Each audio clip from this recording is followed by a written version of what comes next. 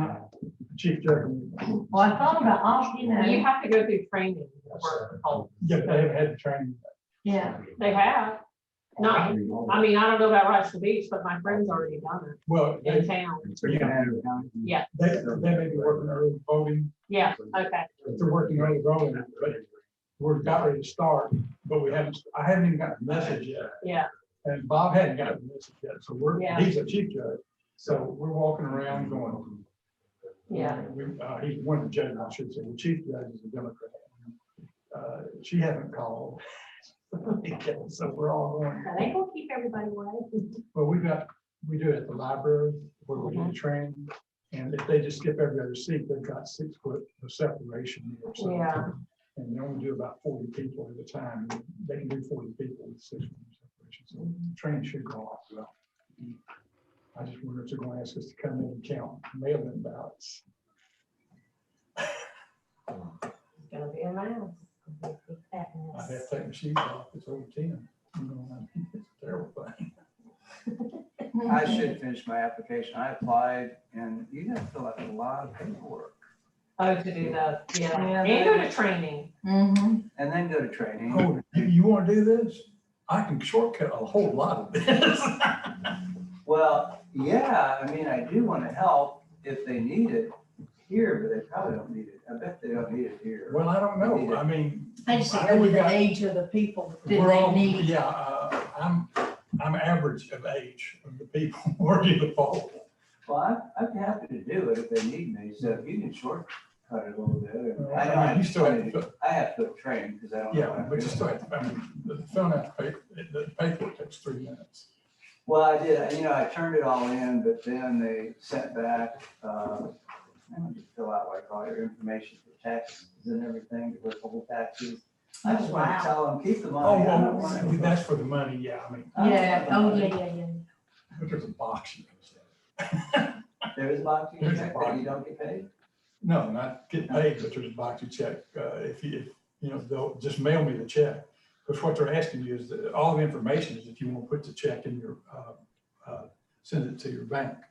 Then you got to put it on direct deposit, if you want to get it in the mail. What do you get? Of course, I've been doing this for, What do you get, like 100 bucks or I've been something? doing this about 18 years now, so I haven't filled that form out in a long time, so it may have changed. Okay, I have, myself and Apple have 5:30, so, I'll call a meeting to order. Oh, is Ace here? Yes. All right, good, okay. And we know that Neil's here, so I'll ask everybody to stand and join me in the Pledge of Allegiance.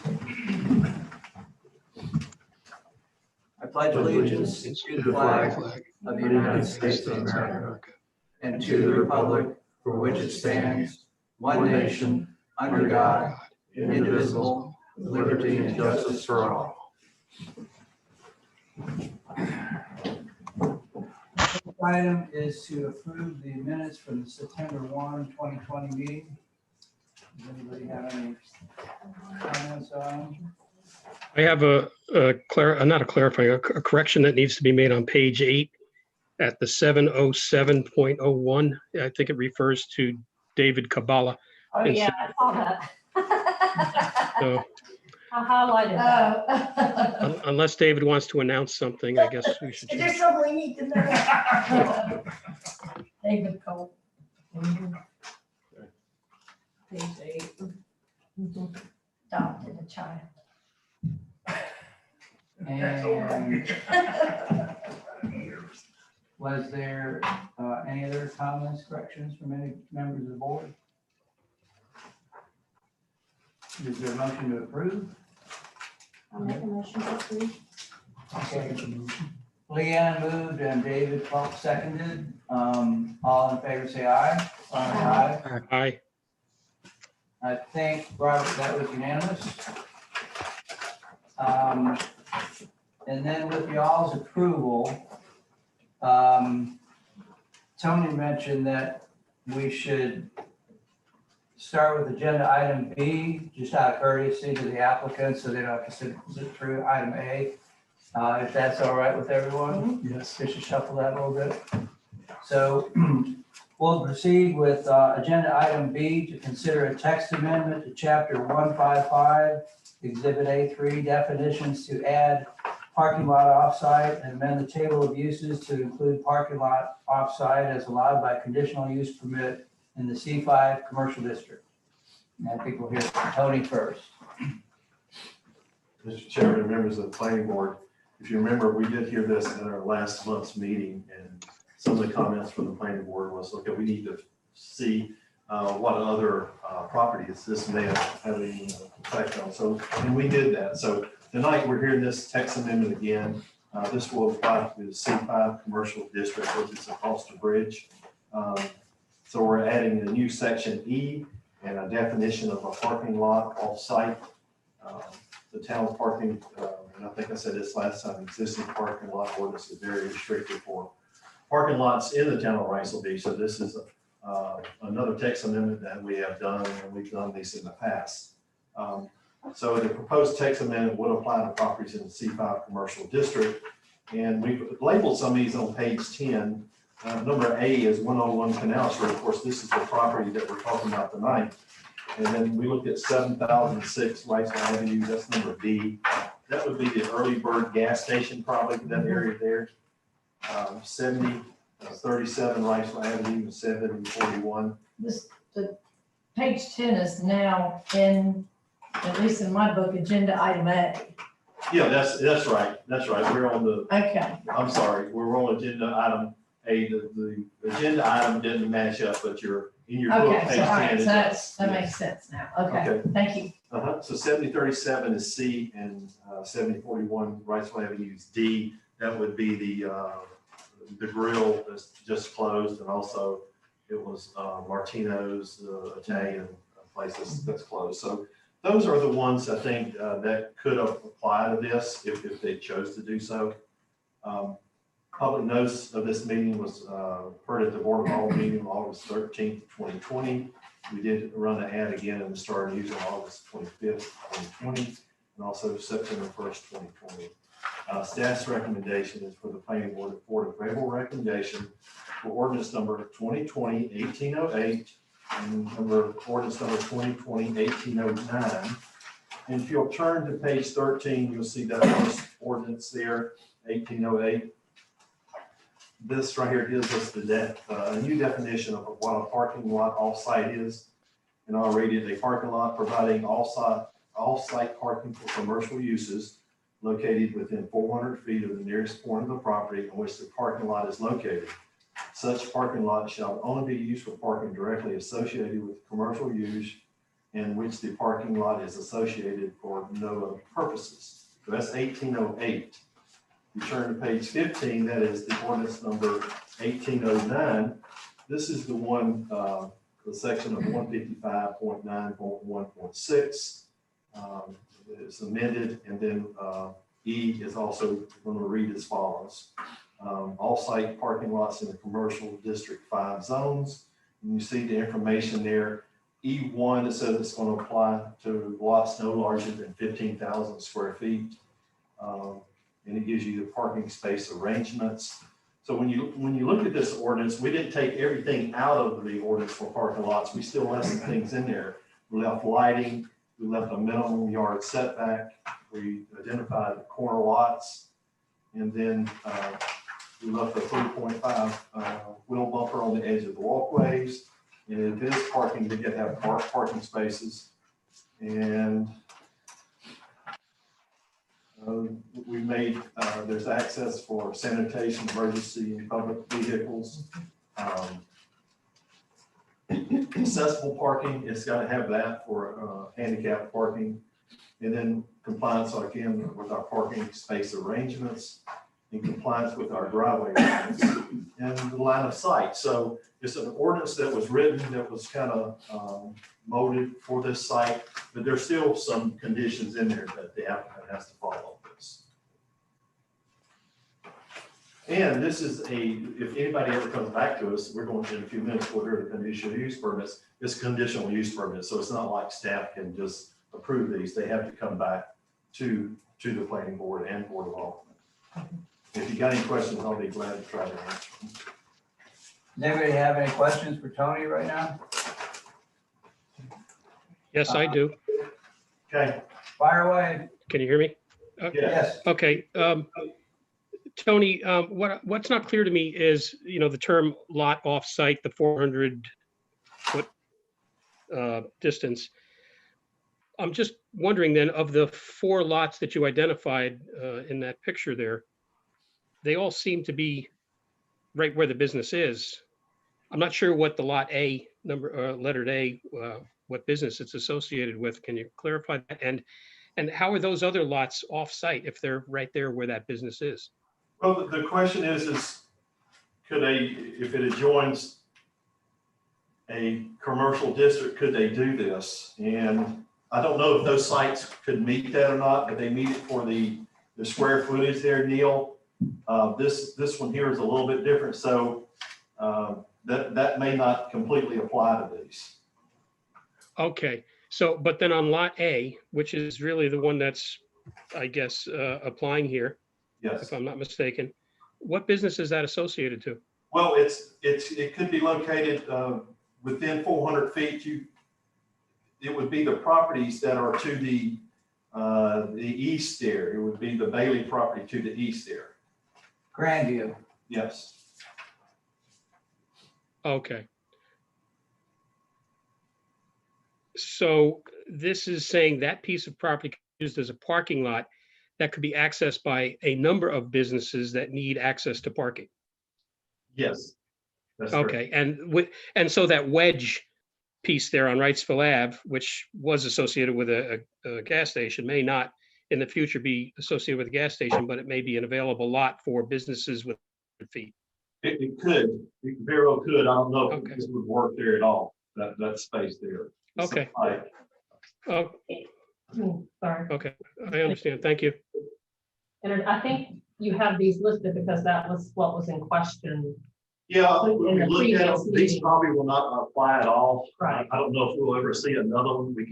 Robert did the math on them and said, well, they equal less than 15,000. That's why we brought them back to you. And these may not even apply at all. And Matt, I don't know if he has any comments on, when he comes up here, he may have some comments where they might not even apply at all. So we did bring these back to you. I did have one question for you, and then also apply to Matt. Can we get a bike rack? Well, what we could do is we can ask for it in the conditional use. Okay, that's one thing that we could put as a condition.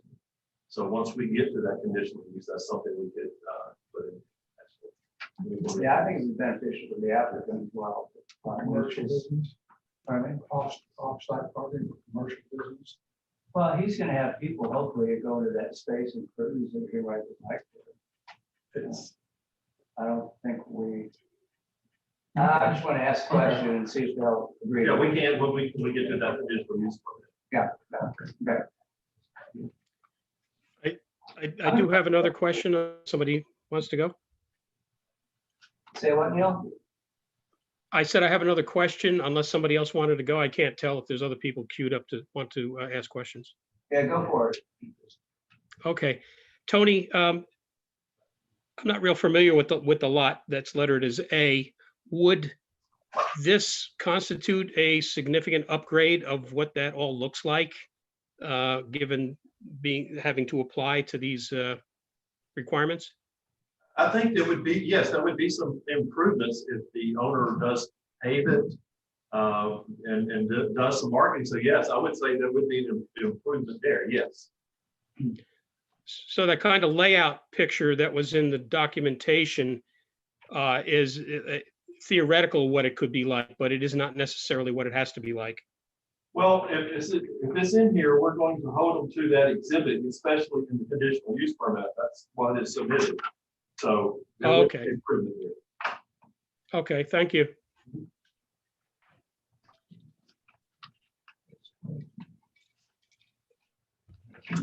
Are we good right now? We can always have that at the Tony again, but did they have Matt come up?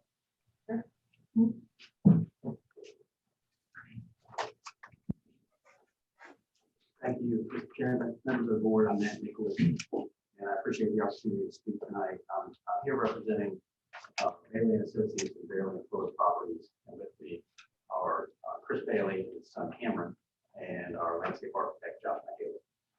And we appreciate you taking these out of order also, and we look forward to presenting to the board a conditional use permit request for 103 and 107 Canal Street. And as Mr. Brady mentioned, what we would be asking for is a specific approval of a site plan. And the text amendment is passed, and we're certainly in support of the text amendment.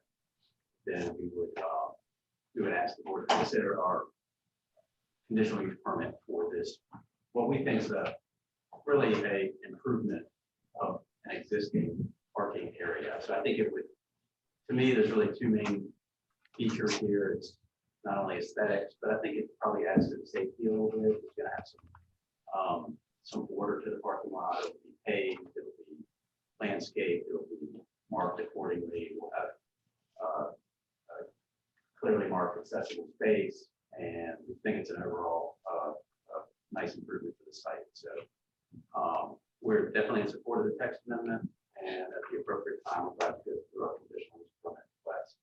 I don't know if that's, but we're not there on the agenda yet. So I'm glad to answer any questions, but yes, we look forward to presenting a specific project and the board's comments on a specific plan.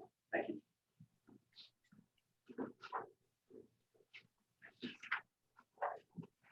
I have a question of Matt. Yes, sir. Yes, how is that lot used today? Who uses it? I see pictures with cars in it, quite a few cars, so. It's been used historically as parking. Now I believe it's been used in conjunction with Grandview. It's not any real, there's not any real site plan on the property today. So I think this would provide some order to it. And it's been parking affiliated with various businesses in there. So, but the primary purpose would be to provide some extra parking for Grandview. And we think that would be a benefit to that development. And it would also just improve the aesthetics of the area. I know the Baileys have done a wonderful job with Grandview, the aesthetics and the landscaping. Really did a very high quality job with that project. And I think this would help improve the property in the vicinity, and we see it as positive. Is someone paying rent then for that space? My client owns it. I don't know the rent. It's not like a rental situation. The Baileys own two different entities, but the Baileys own Grandview, and the Baileys own the property that we're talking about tonight.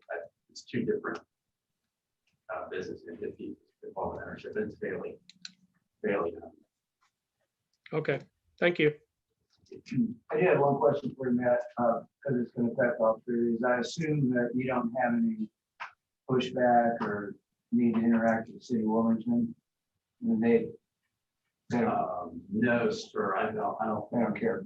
No, They don't have any they issues with it. meet all the requirements for the city, and as an example, bike racks was mentioned, the bike racks all throughout Grandview. I think that was probably a city requirement, but we're glad to address bike racks with the current proposal too. So And Canal Street is the city of Wilmington Street. it is maintained by the city of Wilmington, I believe, up to a point, but I don't know if it was to the very end. I don't know where that cutoff is. No, there's no issues with the city of Wilmington. No, sir. No.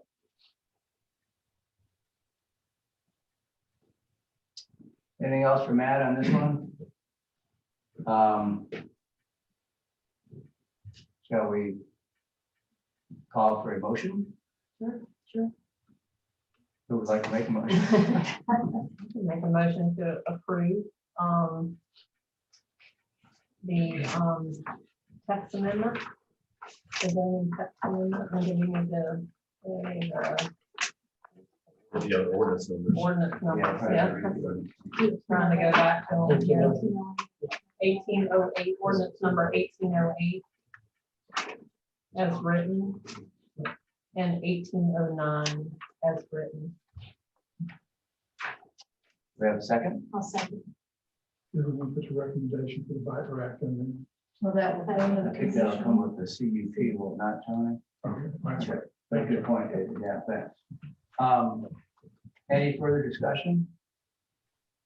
All in favor, say aye. Aye.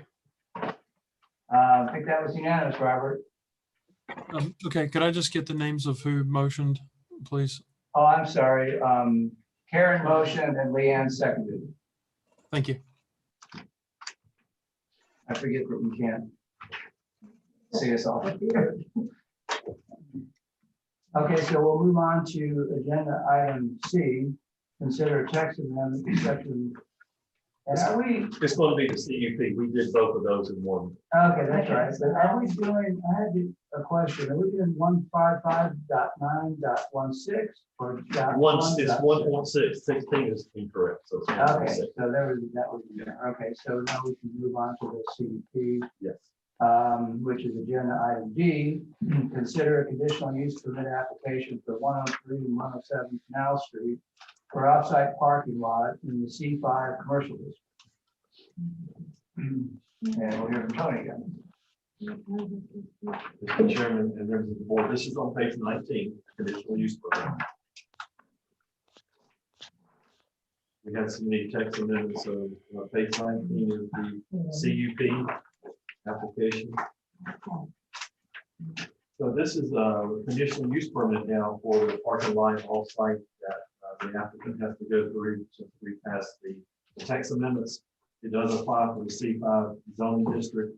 We did receive the application for this CUP on August 17th, 2020. And it is allowable as a conditional use as per 155.64 table of permitted conditional uses. The off-site parking lot is contingent on the ordinances that we just passed. The current state of the lot is sand and packed and rock with no landscaping and is being used as overflow parking. So if you go back to Google, you can always see that's been a parking lot forever through sand or gravel. So it's been a parking lot for the whole time. And then on page 19, we have the definition for parking lots, parking lot off-site. And then on page 19, you see that area that we attached in red there. That is the proposed location of the parking lot off-site. Page 20 is actually the proposed site plan. This is the site plan they have submitted, and this is what it should look like if this conditional use permit is passed here. So staff's recommendation is that the planning board for a favorable recommendation for the conditional use permit for 103 and 107 Canal Drive. And we can put some conditions on there if you choose to do that. We can put some conditions. And then this goes to the Board of Aldermen on Thursday night. We did advertise this CUP in the Star News on September 21st.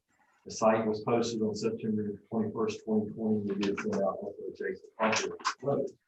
So you have the site plan, you have the application there where the applicant has addressed all the concerns there. 155.4.5.4E. Those have been addressed. You have a authority for appointment of agent. And if you have any questions for me, I'll be glad to try to.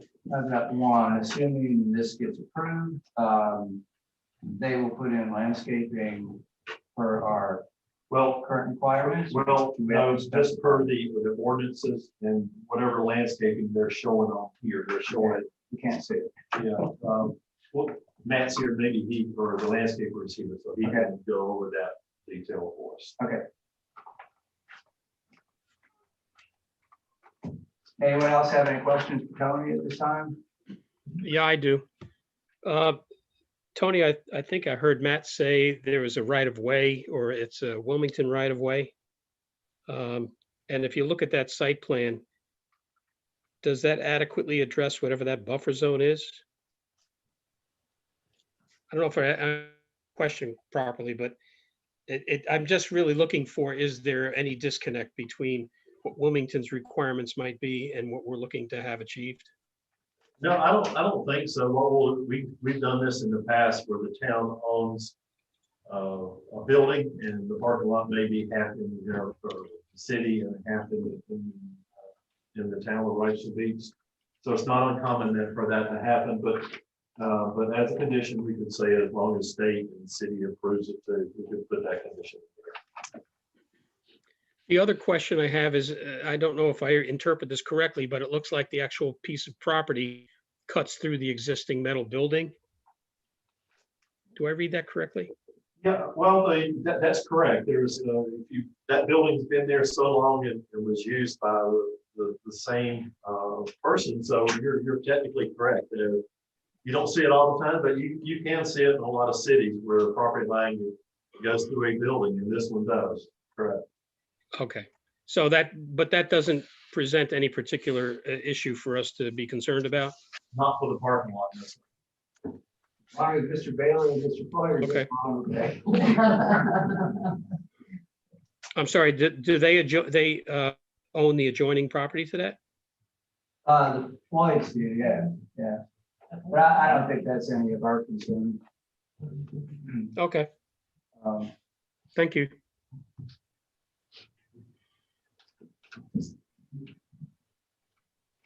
Anyone else have any other questions for Tony? And then we'll have Matt. You want to address anything, Matt, on this one? Yes, sir. We've got some slides to show. Oh, awesome. Yeah, Robert, bring them up.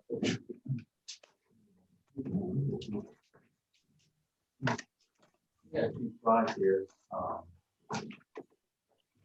Robert, you can please go to the next slide and we'll move on here. Okay, so the aerial photograph, I know everyone's familiar with the property, but it is on Canal Street only. It's not on Rachel Avenue. And you can see its proximity to Grandview. And as was mentioned before, it is sort of an unusual in that the property line, I think, goes through the building. I don't know what history is there, but there is a building there that historically has been used in storage and other capacities. So historically, parking has been provided for that building there also. But that's the property. And you can move to the next slide, Robert. And this, I'm sure that you all have all driven by there at some point. It could use some help. It's an old, my guess is that probably is just all impervious. Just as a matter of fact, of just compacted gravel and dirt. I may ask Josh to speak to that some, but hopefully, if approved, this would be we think a significant aesthetic improvement over what is there. Next slide, please, Robert. Again, it's really, there's no sort of plan to it now, and we'll have some dedicated spaces. It'll be striped. We're going to add landscaping. Just overall, I think it'll be a good thing. Next slide, Robert. And then Canal Street's very low traffic for the most part. There's the light there, and you can see, from what I understand, sort of after maybe a heavy rain, that probably leads to some of that kind of getting out of Canal Street. So the paving, I think, is going to be a plus too. So that's kind of what you see out there now. And again, so the main purposes here are to improve the aesthetics and also the function of it. But I do think it has a little bit of safety improvements to it, to have a plan that has been approved by the town, and a site plan moving forward, and just some more rhyme and reason to it. So we'll go to the next slide, Robert. Here's sort of a more color enhanced version of the site plan, and I may ask Josh to come up. Josh, if you want to walk through the plan just briefly, just the idea. Sure. Yeah, and talk a little bit about the landscaping and then the feature that you're adding for drainage. This is Josh Mahaley, landscape architect.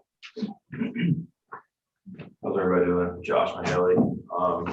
We helped Chris put together just kind of the layout of the parking lot, how we can kind of make it work with what's there, maybe a little more identifiable as a parking area.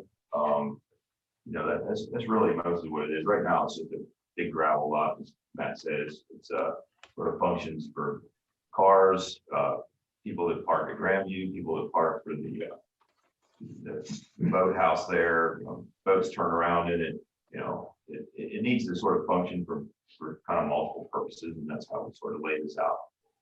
So it does just that.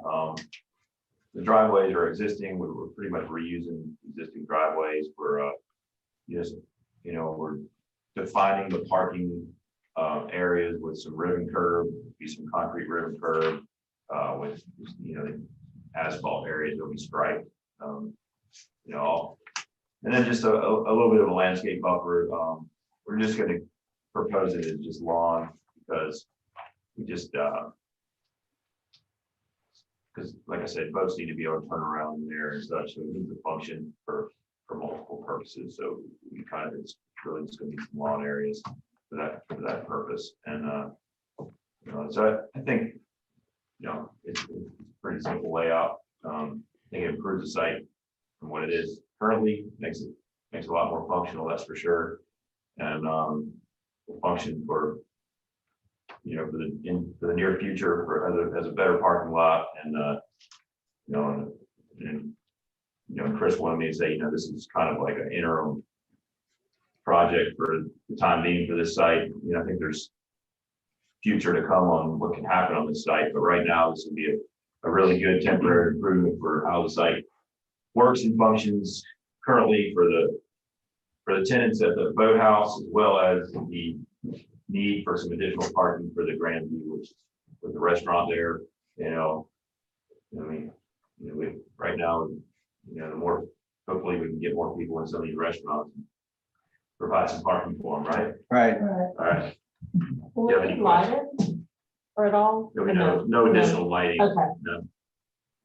How many Most of spaces? the parking lot is mostly for daytime use. Yeah. But there's enough ambient light that comes off the light Main poles off road. Canal Street, sort of provide enough light. How many spaces? Shoot, Parking. 28. I know it's Chris's call, but can you commit to putting in a small bike rack? One of those, it's called 3 lights or something, a little stand. We'll certainly do that, but there's plenty, I just want you to know, there's all kinds of bike racks within Grandview too, for all the businesses and so forth, That building right now is just solely used as a storage building. So if someone rides their bike to Cruise, like when Cruise was open, you could rack your bike inside the parking lot there somewhere. And right there in front of Chris. Yeah, it's in the front. Yeah. There's some bike rack in Okay. front where the There's bike sidewalk. racks all throughout. So I withdraw my. I think there actually is a lot of bike racks in the Grandview area. The city is pretty generous in their request for bike racks.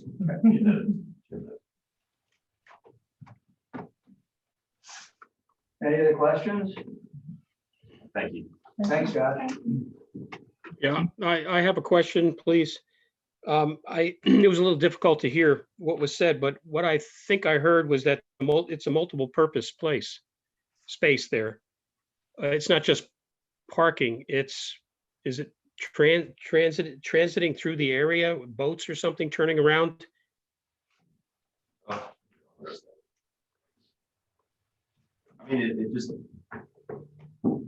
Right now it's just a big gravel lot. They do store stuff in the existing building, so there is the need for it to still function a little bit like that. So I guess to answer your question, yes, but it's proposed as a parking lot. But if, for example, if they did need the building that's there needs to still function, so we sort of laid it out as a way that it could still be utilized for that purpose, so the building can be used as well. Because if you look at the site plan, there's a large, existing concrete pad in front of the building. So we've sort of laid this out so that that pad could, be accessed. Thank you. Well, We did have. a- There was one other question I had relative to the business, because it was characterized as being a daytime parking lot, but if restaurants get involved, wouldn't that be outside the daytime? And are you really talking about a shift in who's using the lot from daytime to evening? I would say yes, sir, that's probably a fair statement. But I think Cruise is open for lunch and dinner, for example. And I would Oh. think- What used to be. I'm sorry. Okay. But the shops there probably are different times, day and into the evening, depending on the shop, so. I think it was a variety of times probably that's gonna be used for different purposes. Thank you. And Neil, I don't think that, we obviously can't dictate how they use their parking lot. And they certainly wouldn't be competing with parking in Raceway Beach, so it's kind of a non-issue how they use it. I understand. It just seemed that there was a bit of a disconnect between what was said and then further statements later. That's all I wanted to clear up. Thank you. Okay, But that does bring up a question, is the lot gonna be monitored? Because I mean, I'm over there all the time in that area, and I know a lot of the employees park in that lot. But is it gonna create a spot for beachgoers to walk to the beach? Oh, well, I'll do it. I would say that's Chris's problem. Is Captain Pat gonna be in charge of that? If she's all over, it won't be, but I just wonder if is that a concern? I mean, I don't know. That's just Chris's problem, but. I guess if that became an issue, it would be something for Chris to address and maybe have some system to. I mean, I know that the Grandview lots monitored. And I'm assuming that would be as well. I think that would maybe be more of a management question if it became an issue. I don't know that we propose a specific Okay. regulation. It's not that important, it's just something that crossed my mind. We did have a letter, I believe it. Tony may have handed it out to you all, but there was, we asked Cal Morgan, who's been appraised with Jason Morgan, to look at the under the conditional permit criteria. You have at least a couple criteria that deal with potential impacts on property values within the vicinity. And Mr. Morgan prepared a letter dated October 2nd, and I'll just read the summary of it. Let's see, based on my review and analysis, it is my opinion that the proposed use, as noted in the CUP application, would have no negative impact on the market value of the adjacent and surrounding properties. Signed Cal Morgan, dated October 2nd. So we submit that for the record, and really, I guess the closest neighbor would be the Grandview. This is really what's one of the sort of beneficiaries of this. So, I think I went through all, Robert, I don't know if I had any more slides left, but I think that covered them. I don't know if we can pull it back up, but we're glad to answer questions that you all may have about the proposal, and we appreciate your consideration of the request. I thought I'd just put up there some things from the staff report, and the staff is recommending approval. And we do think it's going to be an improvement over what's there. And we also think it's consistent with the purpose of the C5 district in the Cameron land use plan with promoting commercial and business, particularly in the C5 on Mainland. So, thank you for your time. Thank you. Does anyone have any further questions for either Tony, Josh, Chris, or Matt? I have a question about lighting. There's no requirement for lighting on that lot?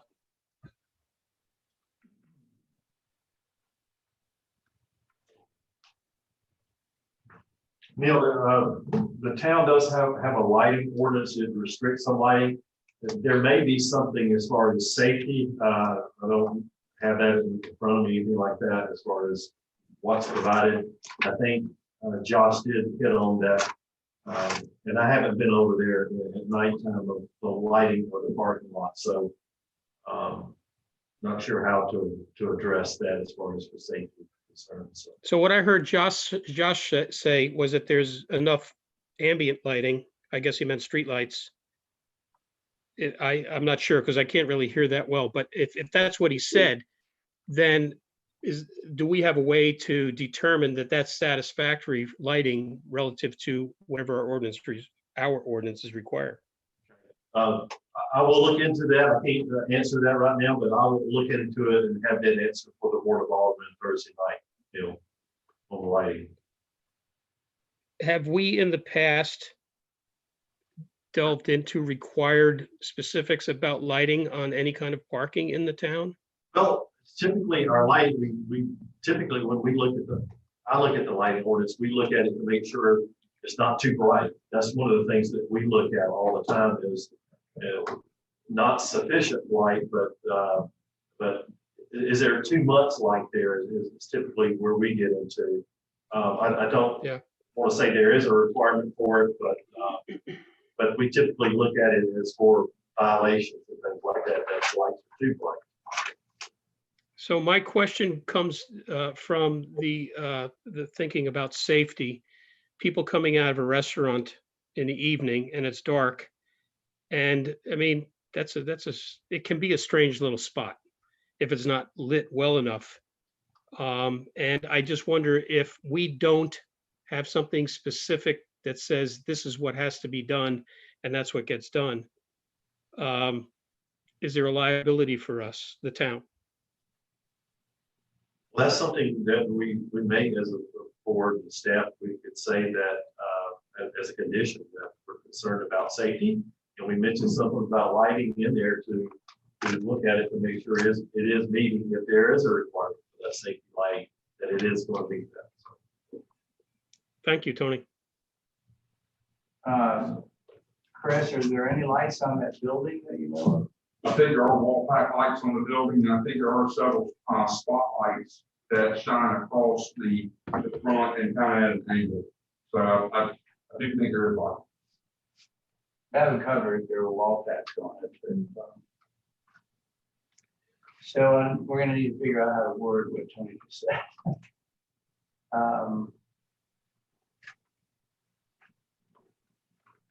Okay, well, You mean at the lights? yeah, I mean, perhaps what is there is adequate with the street lights, and then if there's wall packs on the building, it's probably adequate, but we need to make sure that.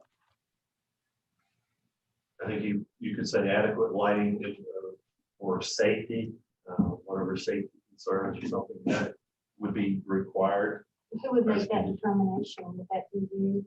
Well, I'd had to look at our ordinance first of all, see if that's even if we could enforce something like that for safety. I don't know. There could be a number. We do have light meters. Staff could go out there in the next or tonight as we leave and determine that too. So. There must be some standards. Yeah, I'm not saying the town doesn't. I know the town has ordinances about it, but I don't know that it's driven by some declaration that this would appear to be a safe level of lighting in a parking area. I'm groping here, but I'm groping here driven simply by safety and saying the town, we don't want the town to be liable for this issue. If we do have ordinances around lighting, they should be based in something and they should be applied. That's all. So how about if we just worded that the lighting will Here it is right here. I got it here.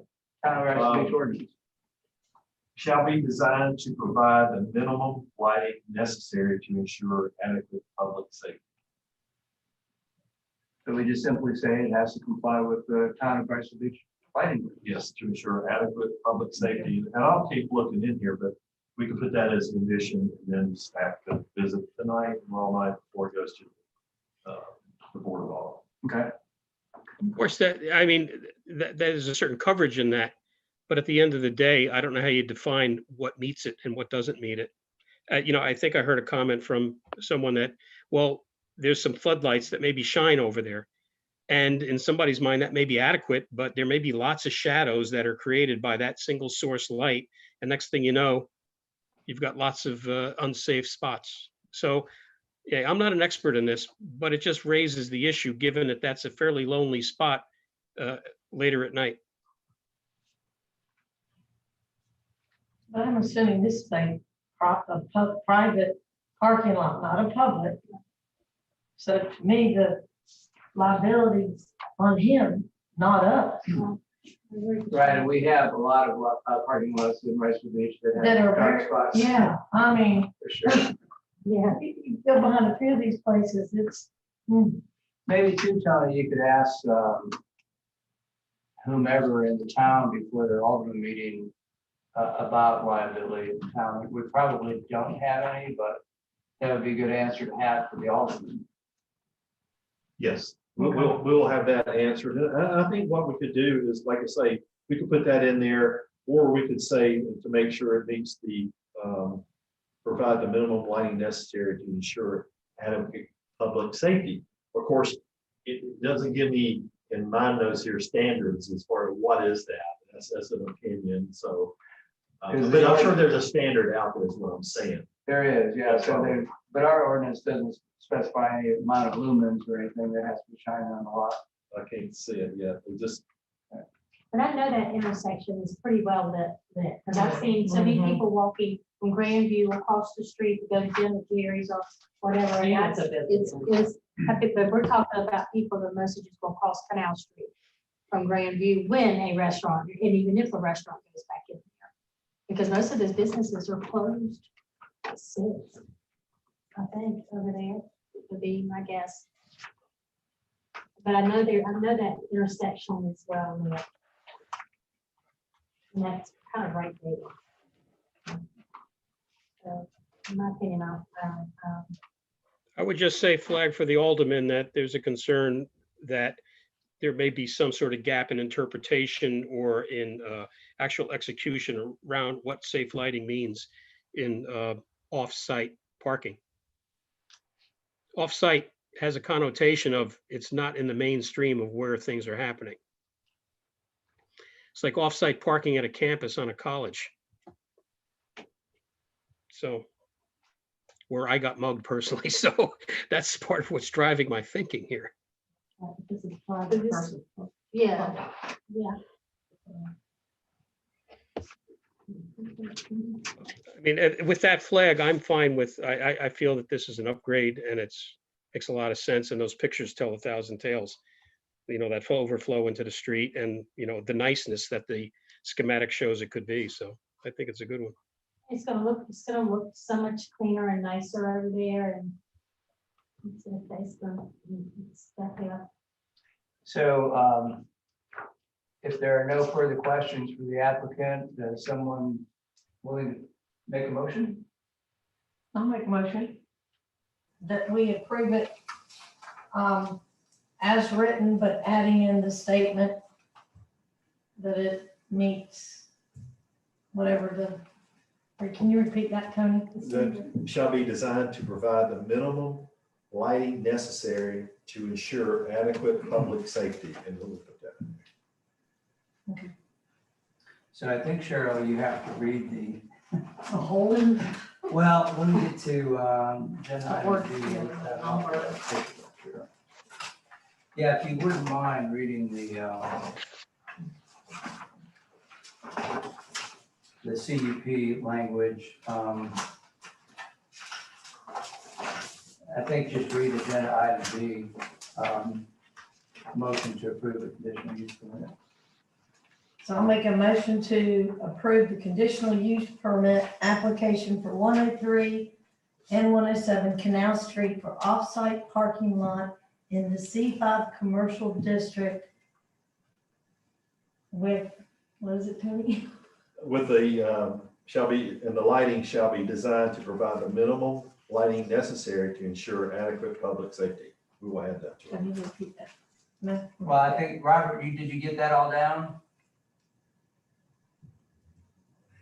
Robert? it's being recorded and streamed, so Okay, Yeah. okay. I'll second the motion. Okay, David Culp seconds. Is there any further discussion? All in favor, say aye. Aye. Aye. Aye. Thank you, Ace. Robert, that was unanimous.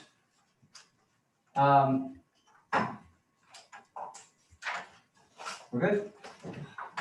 Thank you very much. Can say you want to. I'm a lot excited. That's it. We'll start drilling the teeth. Thank you. Thank you all. Thank you. Okay, so we got- Thank you. Thank you.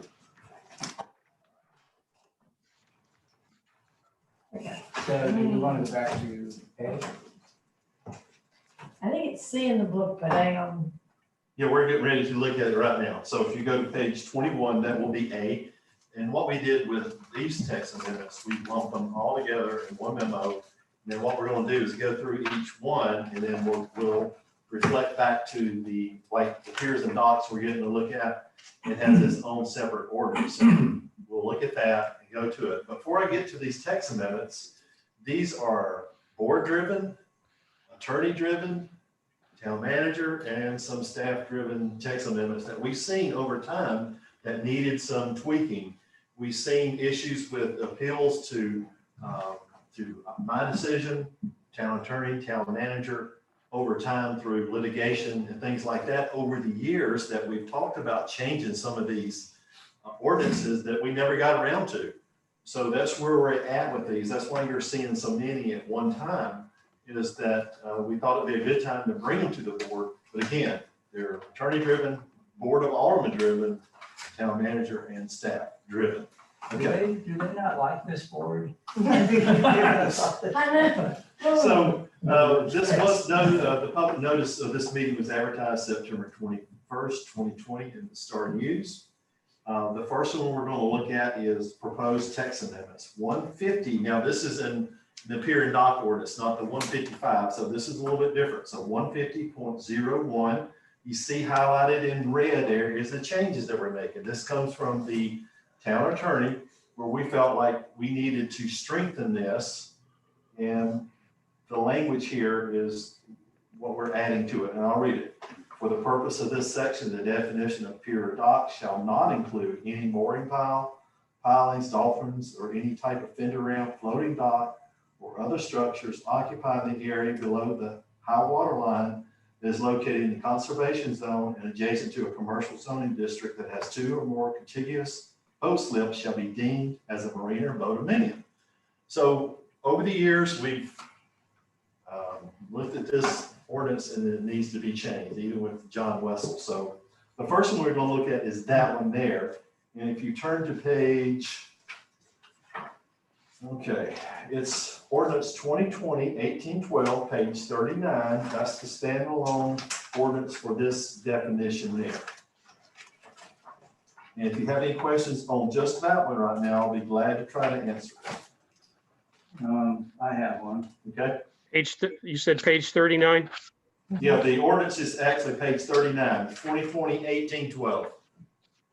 Which is basically a repeat of what you just read. It's the same thing, it's Yeah. just in legal format. So,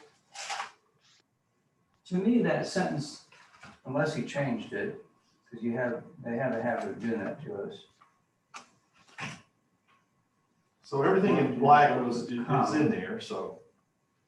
Yeah, they did put a comment in there, but that last sentence doesn't read right to me. It says, it kind of is a run-on sentence. Yes. Like I said, the attorney wrote it, so. Well, I've not met him personally yet, but he could make a mistake, you know? Now, they've inserted a comma in there, and I don't know if that's gonna read any better. Jason? Yeah, there's a comment. There's two or more contiguous boat slips. It's almost like he's saying all this stuff is not gonna be allowed, but then it's gonna be deemed a marina or boat. What's the purpose? Yeah, can you What are you explain, trying to do? why What the purpose are of you this? saying something's left out, is not part of?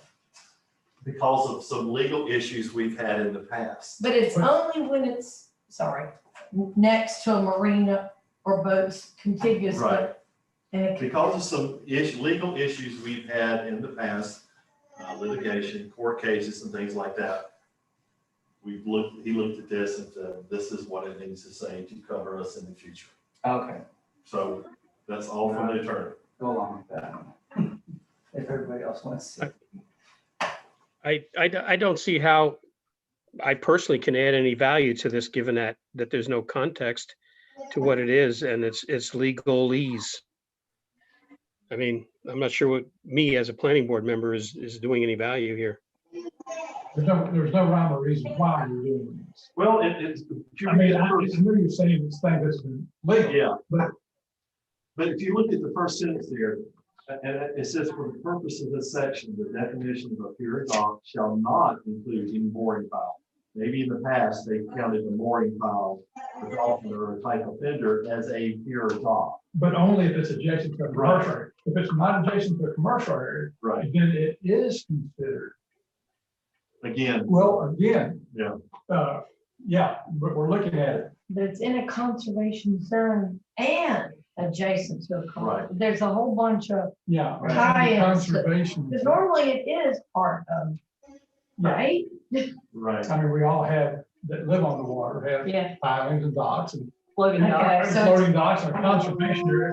Most cases, there's a conservation area that's adjacent to a, Money Island.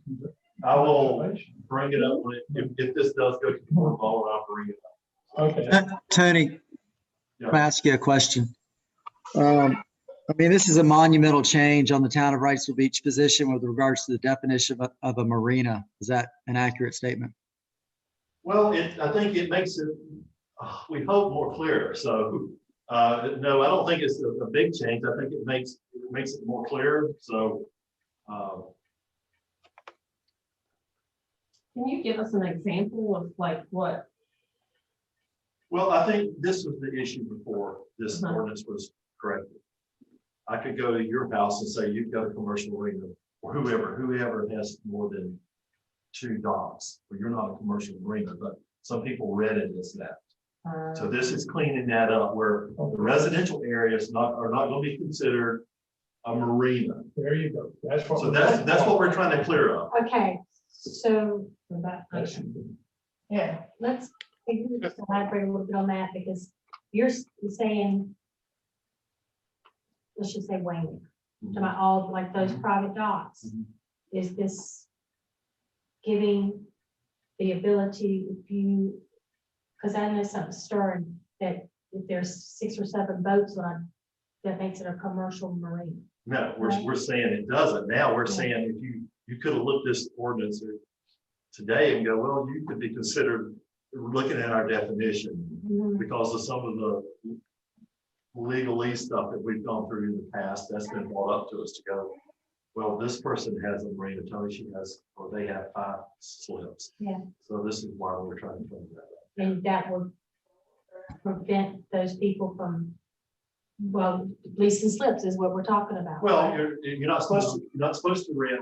I know you're not that, supposed to rent we all know slips. that, but we all know that. We all, yeah, we we're not know supposed they to. all So we know there's Everybody a ton does. of them. So, Is that? no, that has nothing to do with that. Nothing to do with that. No, Okay, That's nothing to do with that. I don't want to, that's- but you're just trying to get it where historically they've rented out all these slips. That cannot be considered a marina. No, it doesn't matter. It doesn't have anything to do with Right. leasing out slips or anything.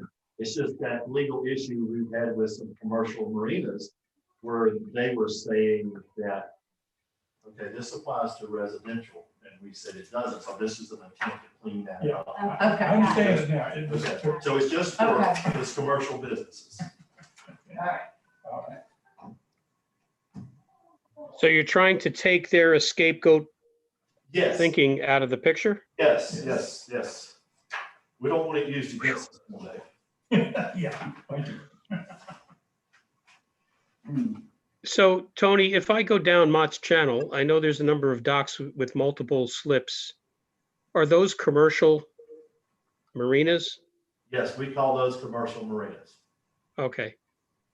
So this is defining for them what they cannot be considered as far as a non-commercial marina. Right, that's correct. It's more or less cleaning up the residential stuff is what it was trying to do. Tony, I have one other question on the marina side of things. Is there anything in our ordinance that Town of Wrightsville Beach does not allow any future marinas or does not allow marinas any longer? In our Campbell land use plan, it talks about no expansions of marinas and things like that. No expansions, yes. No expansions of marinas. So what we got is, unless somebody changes our ordinances in the Campbell land use plan. So Reggie's property at the Scotchman, if he comes to back in front of the board and wants 9 or 10 boat slips, we are not going to allow that because anything above 2 would be considered a marina. Is that accurate? Could be, could be. Because he's next to a company. And once it's considered a marina, then. A lot. I thought it was 10 or more. Yeah. Isn't it 10 or more? Do what? Isn't 10 or more considered a marina? Camas, I think it's more than 10, I think their definition. More than 10. Isn't Reggie allowed 9? Is it He's 7 got- or 9? He's not allowed anyway. And Yeah, that- and it's the other, stand-up has what, 8? they have 10? maybe 9 or 10 there. Yeah, it might be But 10. they're commercial property and next to a conservation, is that correct? Reggie is? Yes, yes, conservation. Okay. Yeah. So looking at this, shall be deemed a marina. In other words, again, it wasn't written, it was written that the intended of this, the intent of this ordinance was for the, not to classify the residential as a marina and boat landing, so.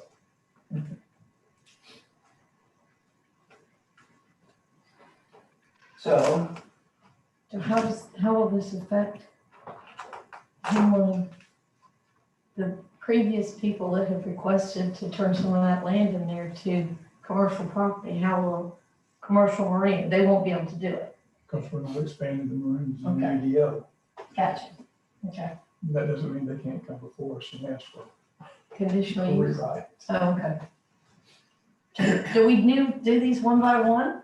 Well, this is a standalone, we'll do the other one separate, so this is a standalone with this 1812, 2020, 1812 is standalone. so we need a motion for this one, correct? I can make a motion, I can get to it, I can read it. I make a motion we approved, and do I need to read? No, just the ordinance number 2020, 1812. I make a motion we approve ordinance number 2020-1812. Do we have a second? I'll second.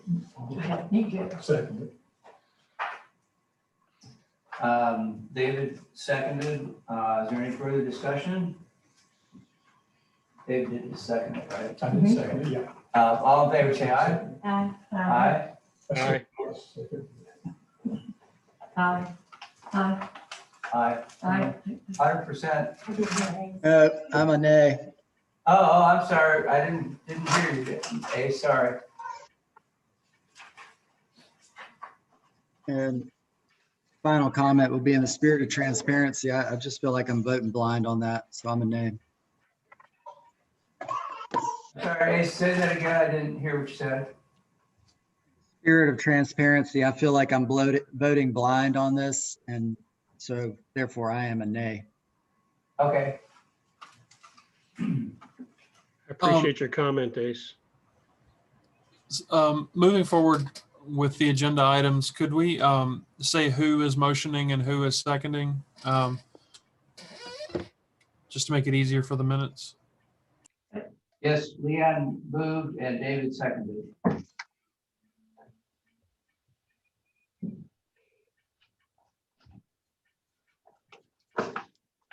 And are we going to agenda item E, Tony? We're gonna go down the Well, alphabet now? we're going to go to now on page 21, the certificate of zoning compliance, and that's going to be that text, I mean, the ordinance is found on page 40. This ordinance number 2028 and 13. We start off first by certificate of zoning compliance. This is one, that we've had some issues in the past on appeals and things like that. With our decision. Again, this is attorney written here to say, this is what we need to add in there as far as more ammunition. And I'll read it. For the purposes of this section 155.1.12.3, the use change shall include a change in ownership of the land or business operated on the land. All applications for certificate of zoning compliance shall be in accordance with section 155.1.1.2.4 of the county codes. So he felt like this needs to be added into that to cover the town on this certificate of zoning compliance. In other words, when businesses come in, hopefully a business would come in, we give them a certificate of zoning compliance if they meet those findings there. So if you got any questions on that before we go to the next one, we can talk about this one or come back to it or whatever you want to do. We're not going to vote on this as one. Tony, can you just speak further to a certificate of zoning compliance? Any kind of example? Yeah, we have a certificate of zoning compliance, also for residential, but typically this is referring to commercial, where an individual would come in and ask questions about, is this property, what is this property zone? Is it zoned for a restaurant use, a retail use, or something like that? So this is where we have been challenged before on our application. And this is where we need to change this. So, for example, when the King Neptune restaurant changed hands, or when Poe's came out of the ground, or when Josh Bach bought my coffee shop at Cafe Del Mar, that change of ownership, not in the land or the building, but the business, would trigger a certificate of zoning compliance. That's correct, or business, yes. So I guess what happens in that situation then is they become fully informed about what kind of requirements were in place previously and that they would have to adhere to.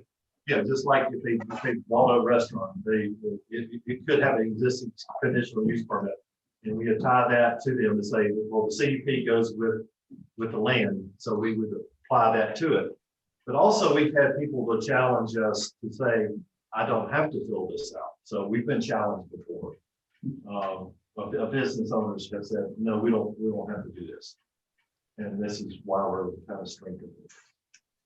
Would a pretty benign business ownership change, just using an arbitrary example, I go and buy Vito's Pizza, and come to your office for a certificate of zoning compliance, would there be any reason you would not issue one? Or what types of reasons would you not issue that? I don't think so, as long as the building was was up to date. There were no issues with building codes or fire codes or anything like that. There shouldn't be. And if they were to change any type of alcohol sales, those come to us anyway to say, is the building in compliance, is zoning in compliance? So there shouldn't be any issues. Okay. Tony, what is driving this one? Are there specific examples? Because we've had in the past, Neil, we've had business owners have not complied with this. In other words, they come in and just started operating the business. Yeah. And saying they don't have to fill this out. And I think what they appealed my decision, and I think I can't remember if it went to the courts or not, but this is what is driving this right here to say, this gives us some strength in ownership, about the ownership. So basically you're saying, don't come into the town and just try to start operating without talking to us and getting squared up on what's been going on and what you need to be focused on. Yeah, you'll be surprised. I mean, we've had people that actually, it's been a while ago, who actually in the C5 area have started businesses, restaurants without any approval and things like that. So. Thank you.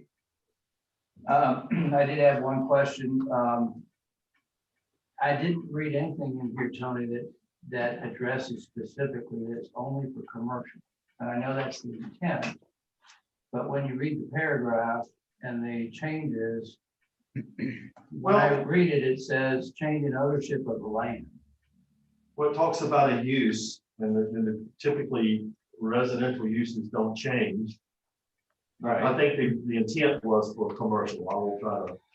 If you just clarify that, I don't Yes. want somebody to come back and, you know. Okay. I would like to flag a certain thing that does happen.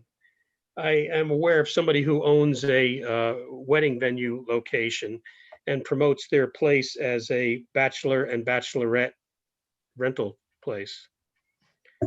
Yeah, okay, that's residential. It's bizarre residential, I can tell you that. So if there's a way to bring this into focus, I would appreciate it. Yeah, I think it's not uncommon. We have those. We have houses, especially on oceanfront, that rent. We've had some that rent their house now as a wedding venue. We've had to send them letters. Typically, the neighbors get up in arms and because of blocked driveways. So it does happen, but if you look in the R1 and R2, it's just for residential use only and not for any type of commercial business. I'm not saying one wedding is fine or two for family members and stuff like that, but once you start charging for them, I think there is some issues with that. Okay, Go ahead. go ahead. Sharon. I was gonna say, how do you distinguish between somebody renting their house on VRBO, they're charging for that anyway, and then that being, Well, I think you start looking at ads and things like that. Okay. Is it being advertised as a wedding venue? Things like that. And there's some of them. And they rent for one night or 2 nights. And we have that all the time. One of our 2 houses, one behind us and one beside us. They rent there's 21 cars were there Saturday. Oh my God. They were pulled up on the sidewalk and next door neighbors' yards because they said, oh, they're not home. Yeah. Tony, can this put some teeth into what David is raising and what I've raised? Well, I think there's already teeth there. I think, because if you look at R1 and R2, it's just for residential use only. It's not for, I think you just heard a ruling in Wilmington when they got slapped on the wrist where you can't limit the, yes. So that's an issue, but we see it and it's probably going to be more common as you go out. I mean, in the future of these rental places like that. So, well, particularly with big venues not being able to, right. they're turning to the smaller. But is that like not, wouldn't that be a separate issue? Yeah, it's Yeah, not- separate. it's not at all. Right, Yeah.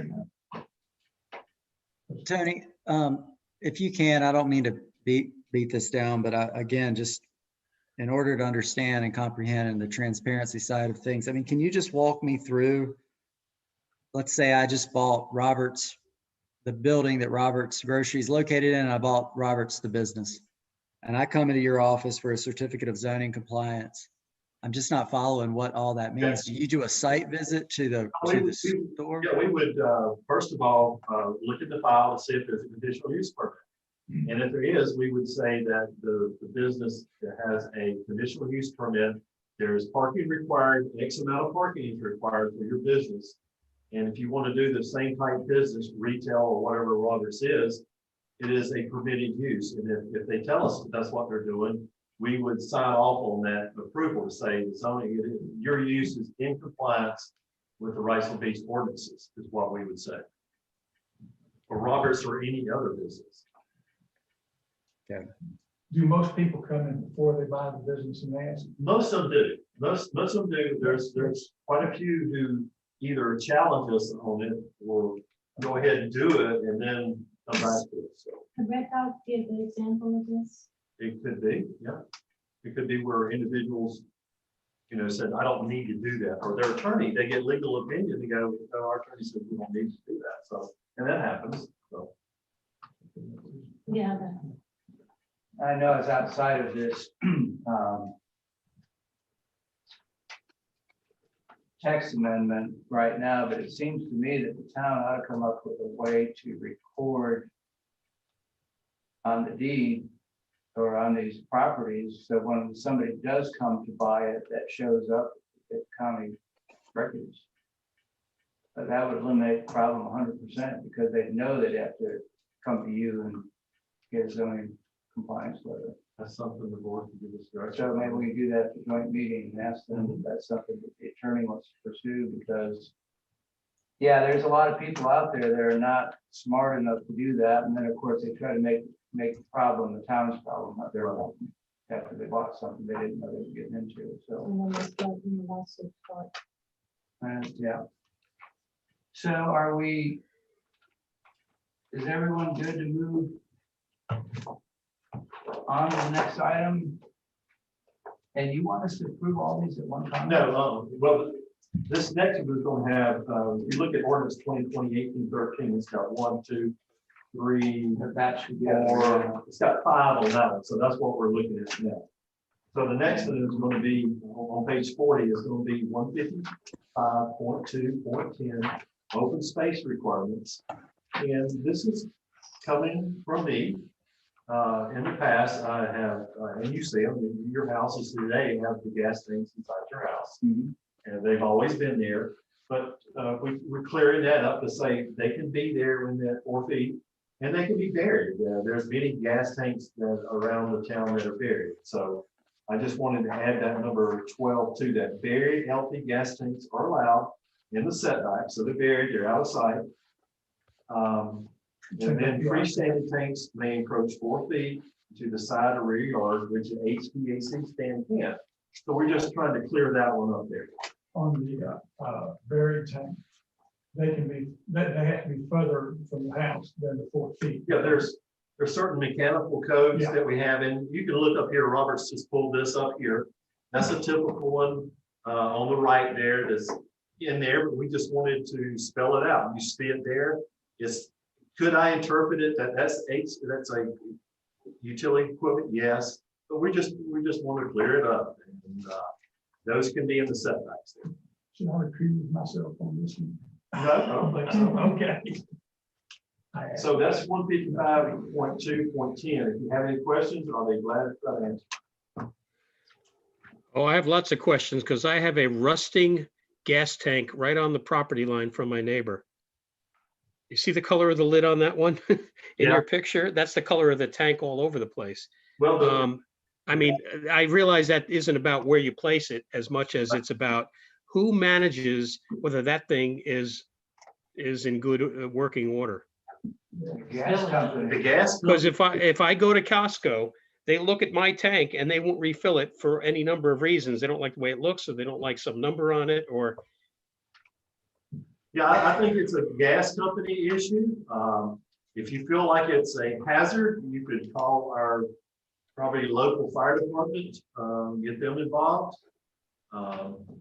But typically the gas people shouldn't be filling it up if there's an issue, I would think, so.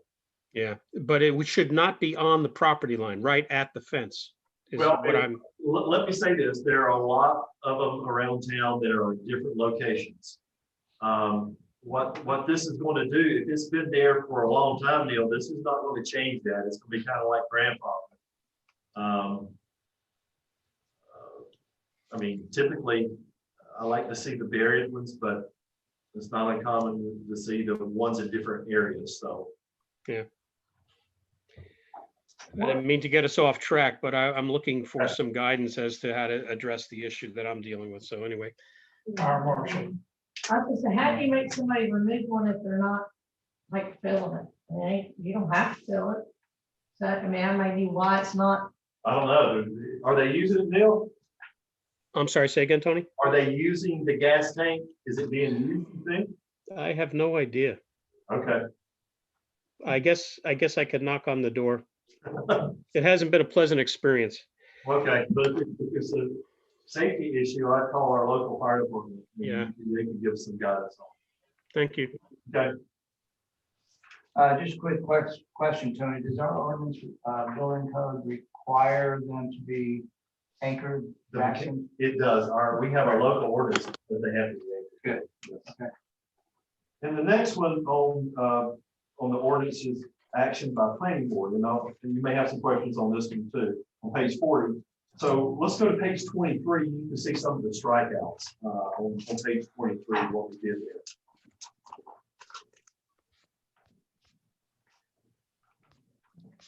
Everybody there? So 154.4.1.3 action by planning board. We're deleting A, we're deleting B. And the reason why we're doing that is there are times, and we're still meeting the requirements for notification. There are times when we spend a lot of money on advertisements when it's not necessary. So that's why we're deleting A and B. We're leaving that next one, which is going to become A, that paragraph. So that's the reason why we're deleting A and B. Again, this is coming from the town attorney and town manager. Sometimes we try to put something on the agenda. We don't have time, or if it has to be advertised. But we're still meeting the general statutes, whatever. So that's why we're deleting A and B.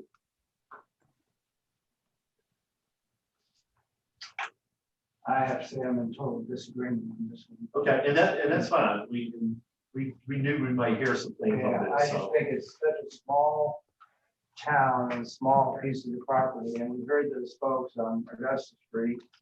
You know, why weren't we notified, or why aren't we going to be notified? And it affects property values and property rights. So I'm just going to go on record as saying I'm going to oppose that. And I know it's not a state statute, but I didn't know if I was allowed to say anything. no, go ahead. I mean, Just as a matter of, like planning board powers of authority and whatnot, the CUP and the text amendment, because technically speaking, like, so we use the term public hearing as a catch-all phrase, but there are different types of hearings. One is evidentiary, one is quasi-judicial, and one is a technical public hearing where anyone can show up and say whatever they want to. Well, with a conditional use permit, that's an evidentiary hearing. So technically speaking, when it reaches the Board of Aldermen, they're supposed to make their decision based off of the evidence and testimony of sworn in people who want to speak on the record, which is why the planning board handles text amendments in most municipalities, and the conditional use or soon to be special use permits go straight to the governing board. So that's, I mean, I think that's a lot of the motivation behind this text amendment. No, I was just gonna say, but what about the notification of the owner of the parcel of land involved in the change, and all abutting property owners is shown? Are you saying that when it comes to the planning board, you're not notifying That's what I'm those saying. people? But when it goes to the Board of Aldermen, We they're will. notified? Yes, we will. Yes. I think what the attorney called and town manager over the time, they'll ask me they'll say, can we put this on the agenda? Well, we got to meet 10 days. We got to advertise. We don't have the time. So that's why they're taking these out. That's the only reason. And we knew there would be some questions for the planning board. Tim and I all the time. So. And because we asked for more notification. Yeah, and we do. We go right and we advertise a lot on things that don't have to be, but we do it. We put it on the town's website to make sure people can see those things. So that's the whole reason behind this one. well, to Karen's point, I mean, yeah, then they get notified if it goes to the board. Now, does the board really want to take the brunt of all that? Well, see, that's the thing. Most of the time, at the planning board, we have some show up, and then sometimes, who knows, Thursday night, it could be a slow of people. Yeah. There's all these. I noticed that rarely do people come here. The first time, all the meetings I've been involved in so far, the only one was Augusta Yeah. Street. But then I go to all the Board of Aldermen meetings, and sometimes, except for COVID, they're all back there in the hall and everything, so. They start putting steps going down into the sound. They don't show up to us until we turn them down, or we want to look at it later. And one person finds out that you have the whole street at the next planning board meeting. Yeah. So again, they didn't know, so they weren't here. Right. But we don't put a sign up on Fayetteville Street or Augusta on the west side saying, we won't put steps there in the planning board meetings this date. If we did that, we don't have to do anything else, because the people that really care are the ones that live there. So what this does is just knock out the advertisements, basically what this is trying to do. So, the planning board's still here, but we're not gonna advertise. We will for the board. And your definition of advertising is advertising in the paper. Star News and, yes. Well, that's waste of time anyway. Yeah, somebody read the paper. That's it. Um, As long as you, legally, as long as you, He gets it for the cross. I have a question, because it's a little difficult to hear all the conversation going around the table there. Did I hear that there would still be a sign posted if there's a meeting on a particular subject in a neighborhood? Only if it's going to the planning board, I mean, the board of Alderman. So we potentially in the future would operate without, with even less public input. You could, yes, that would be, yes. So it puts on our shoulders reaching out to people and trying to understand their view of the world. Well, then, we're still meeting the general statutes. I know we're not pleasing the neighborhood or neighbors or the public, but we would still meet that requirement, you know. And the driver for this is what the aldermen want or what the town attorney wants?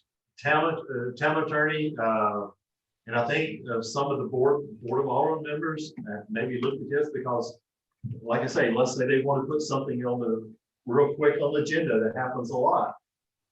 You know, if we follow our ordinance, we got to have X amount of days and things like that. We got to advertise. So this would cut that out and speed up the process. It would still come to the planning board. It just wouldn't be advertised and things like that. But it would be advertised for the board of aldermen. So Jim's first comment really caught my ear, and I tend to agree with that in context to, I'll raise it one more time, minutes that don't really reflect the depth of the conversation we have in the planning board and don't reach the aldermen in time for their Thursday meeting when we're meeting on a Tuesday. So at some point, this seems to be going in a direction of what's the value of the planning board?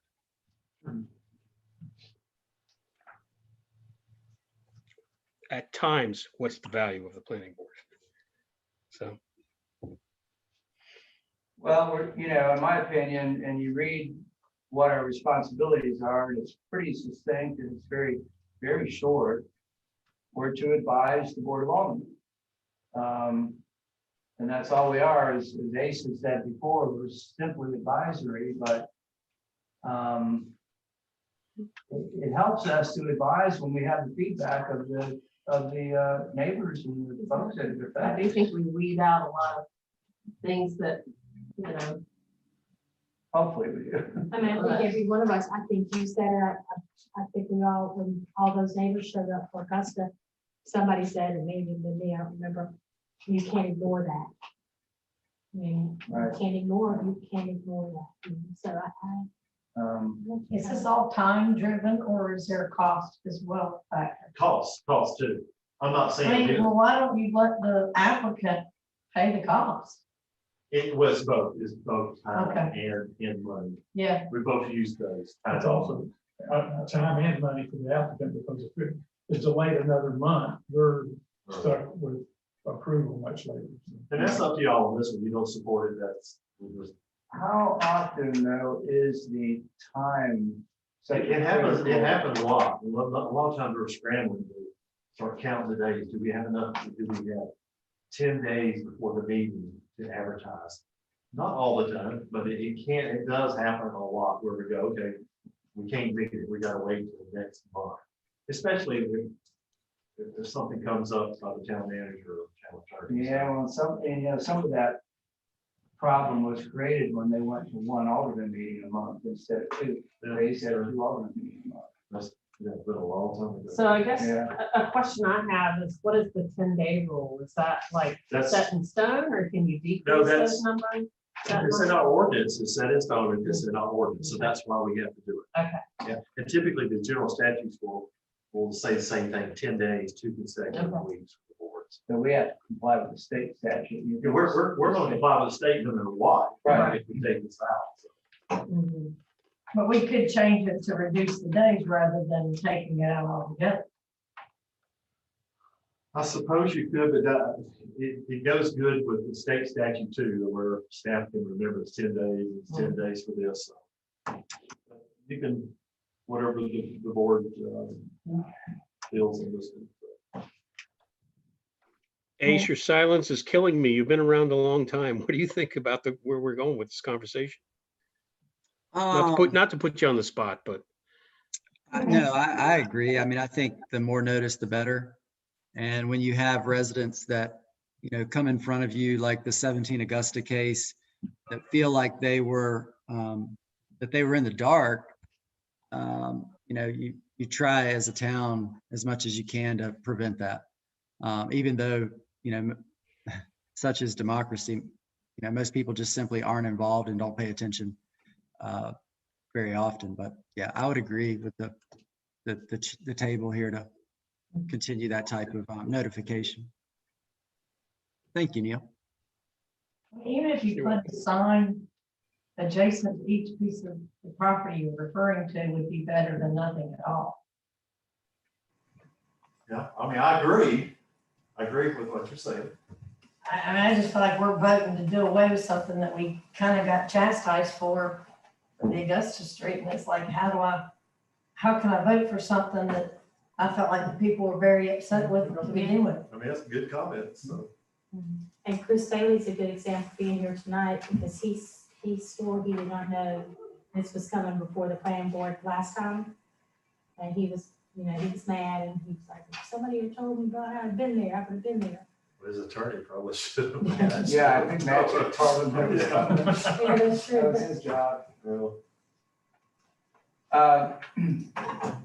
Okay, so we've discussed that one, and now, Tony, you want us to? No, we still got some more to do on that one ordinance. What you can do is, Oh, I thought it was only E, No, F, and L. no, Back order info. there's floating homes and then marina boat amenities. So we got two more on this one ordinance here.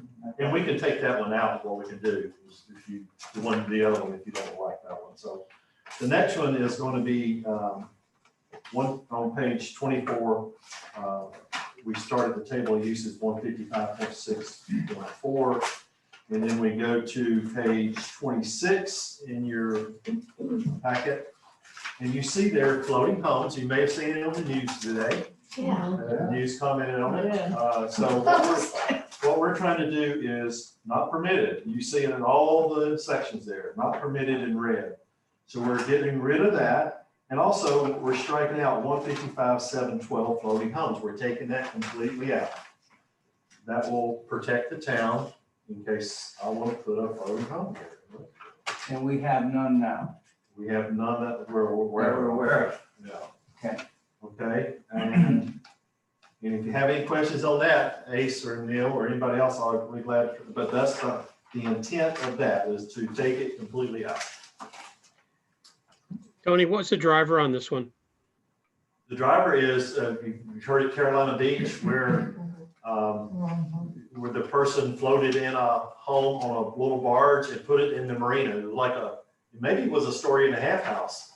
So we started paying attention to that, and we got direction from board members and attorneys we needed to react to this. So this is what we're doing here, to not allow floating homes.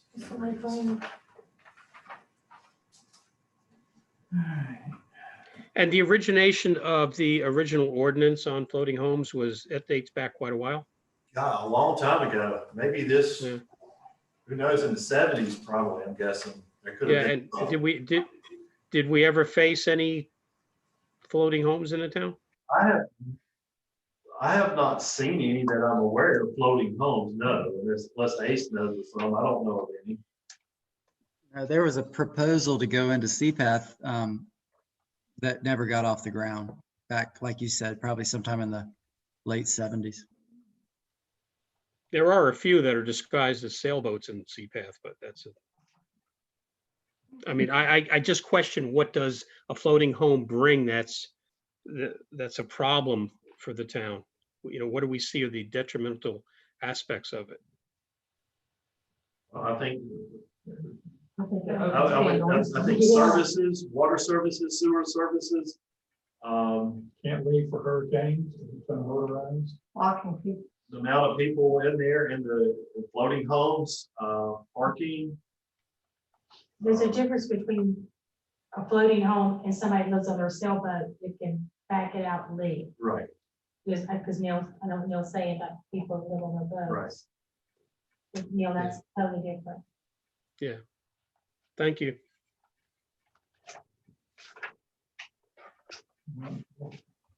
Okay, the last one in this batch is Marina and you'll see let's see. Okay.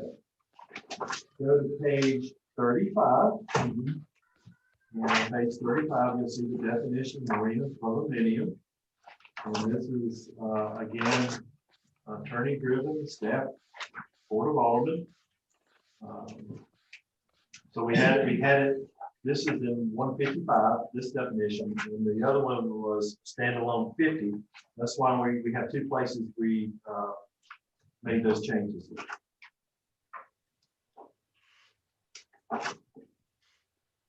the only comment I have on this one is in reality, one is already in our ordinance, sentence 1. Right. And then sentence 2 is already in our ordinance, but we're adding within a conservation zone and adjacent to. Yes. A commercial. Because in the past litigation, there were some issues about, okay, the pier technically was connected to a commercial building, but yet the property was P1 conservation when you look at that. So Right. that's why we changed some of the language.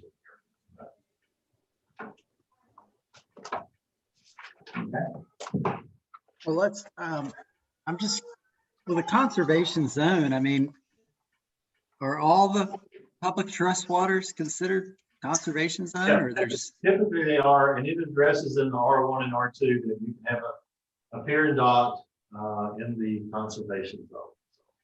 So for example, is Banks Channel a conservation zone? Yes, yes, Mott Channel? yes, Okay. yes.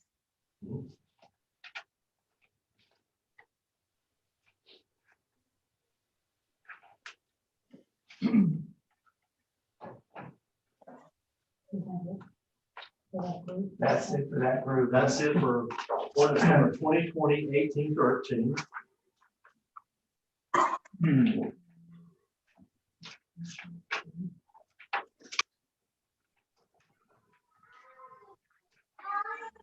So look, we are going to vote on all of that as a group. Because we Yeah. already, except for that the first one, that's single. Yeah, if you want to remove that one section of the Number 3. action by the Action by planning the board. planning board. So you, the I mean, motion would be to remove that from the order in the 2028 order, whatever you want to do. So how do we agree? I mean, it might be the will of the board that they don't want to remove it. We're gonna have to hold the board to see if they want to remove it. Really not? Well, no, I think you can make, all we're doing is make a recommendation. We could say that the planning board is recommending not to approve, to approve ordinance 2020-1813, but not the one ordinance 150, the section 155.4.1.3 action of planning. With the exclusion. So, you just remove that. We would still move everything forward, So, but I will make just say the planning board recommended not to approve this. so we need a motion. Yes. That For that 2028. states that, so I'll ask someone to make a motion. What's the number on the? The number on the ordinance is page the- 40, 2020-1813. Right, I knew that, but the, But that number, Oh, the agenda item? 155.4.1.3. action of planning board. Just look at that ordinance and 155, yes. 4.1.3. So the motion would be to approve ordinance 2020-1813 with the exclusion of 155.4.1.3. Yes. Is that right? And I'll second it. Oh, did I make? a Leanne's motion? gonna make a motion. Has already said it? Yes. Same time? Okay, that Robert, Cheryl, seconded, Leanne. Could Could somebody just clarify what the titles of those were, not the numbers, but we're not going with the planning board, but we're going with the table of uses and floating homes. The first one was the certificate of zoning compliance. Got it. Second one was open space requirements. Okay, Third was action by planning board. But we We're left that excluding out. that. We're excluding- And the motion on the floor is to not recommend that. Got it. 4 is the change to the permitted uses table. And the 5th was marina or boatominium definition. thank you. You're welcome. So we have a motion and a second. Is there any further discussion? I'm just back to the marina or the boatominium. So we are voting for a new definition of marina or boatominium, Yes. which, and an amendment, we've already voted for an amendment to the pier or dock, and I know that's moot at this point, but those two conflict in some ways. I'm just surprised that we're, Well, one is found in section 50, not the land use. That's why okay. the difference is, they're both not in UDO. They're in two different places. That's why there's a difference there. Okay.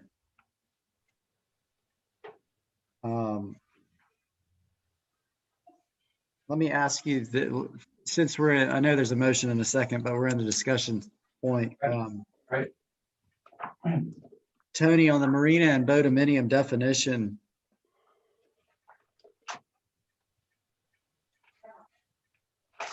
what if they're not separately owned? What if one entity owns all of the slips?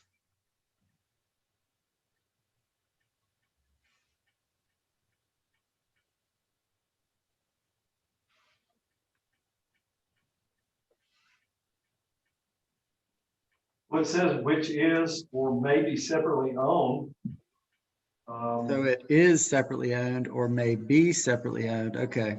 Yeah, I think it doesn't matter. So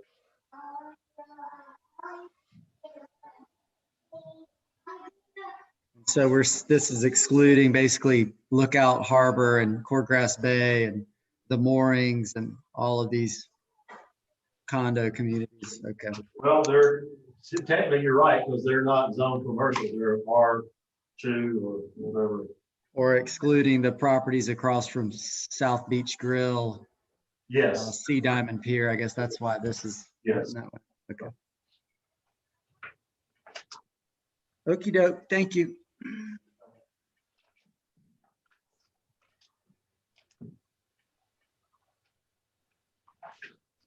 Oh, no, wait a minute now, Tony, this one's also including the floating home ordinance. Yeah, we're taking I out. didn't read that to Neil. Yeah, we're taking out, Neil, we're taking out the table of uses. We're striking out floating homes is not permitted at all. And we're taking out a whole section of floating home, 155.7.12. Because they're not permitted use. Right. Okay. You're taking it out of the vote? No. So there's an item 6 that just, Oh, okay. they're deleting all of the code of ordinances for that. Gotcha. It does, so it does not exist anymore Yeah. as an Right. option. Ties Yeah. in With number 4, changing the table of permitted use.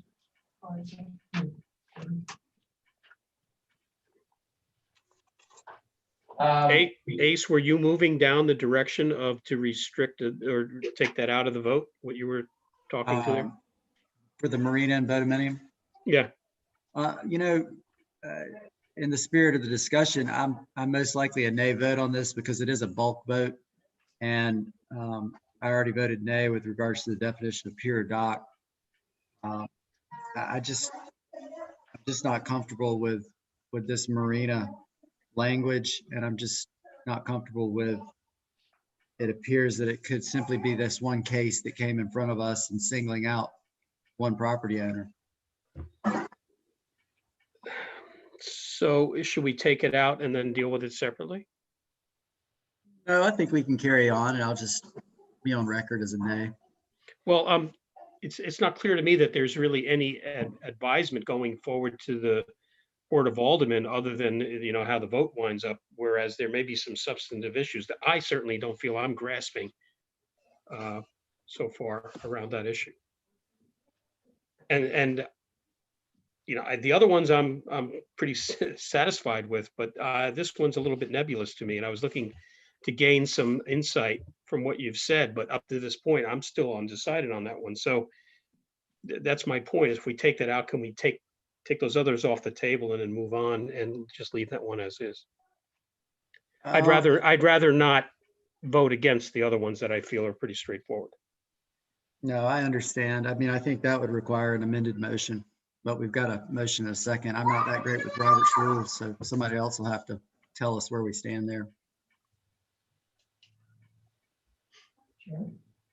Well, I think we have to vote on the motion at this point.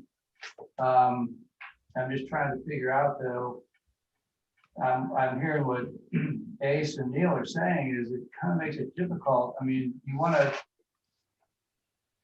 to send the advisement to the board that we agree with 4 out of 5 of these or however many, but if Ace has to vote no against this whole thing? No, I don't know if he wants to do that again. I Can we don't break know. them down one by one? No, I think we have the ordinance number here. I think it'd be cleaner to do it just like the way it's submitted. I just, I mean, I understand his comments, you know, we. I don't see how that satisfies what our mandate is, which is to provide advisement to the board if that vote really doesn't materialize in clarity around each of the issues. The only way we could have done it different next time is have an ordinance for everything. Yeah, when I got the package and I started looking at this, I thought, why did they lump all these together? Because, you know, obviously there's one that I don't like. It's not in this group, but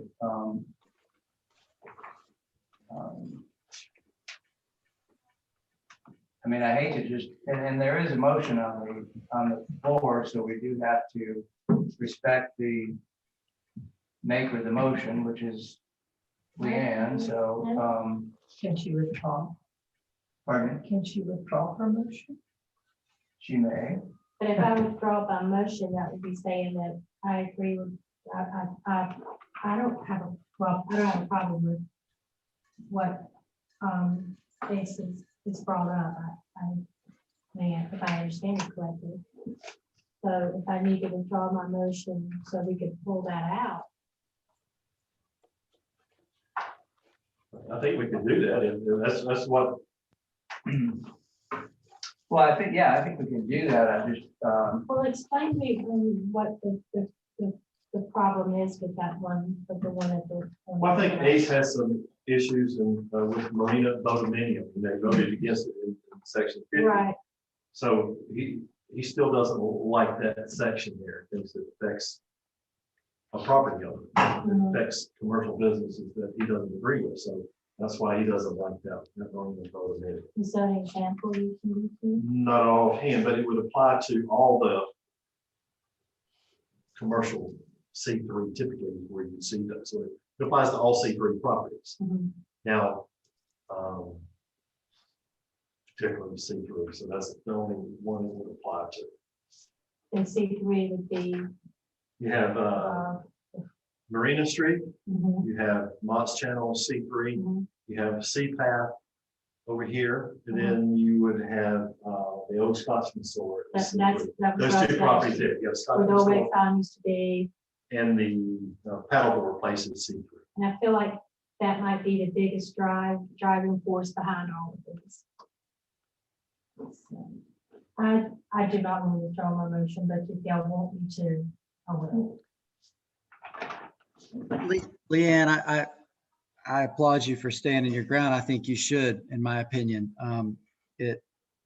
We have the ability to agree to disagree on case by case. You know, it's unfortunate all of these were lumped into one, and I mean, absolutely no harm by voting against it. Sometimes that's just what you do. So it's all good. We'll just carry on. Well, I agree with you, Ace. I mean, Leanne should not have to withdraw the motion since she wants to keep it in place, but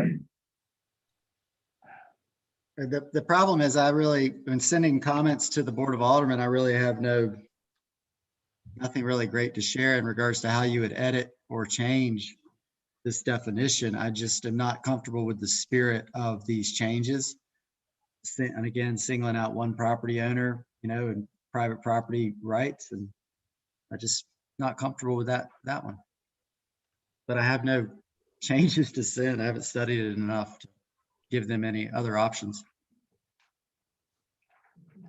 Well, if you would have, if it's possible to just go down all of us and ask if they want, if the majority of people need to withdraw my motion on it. Can we do a? well, I was going to suggest, and just suggest, no pressure.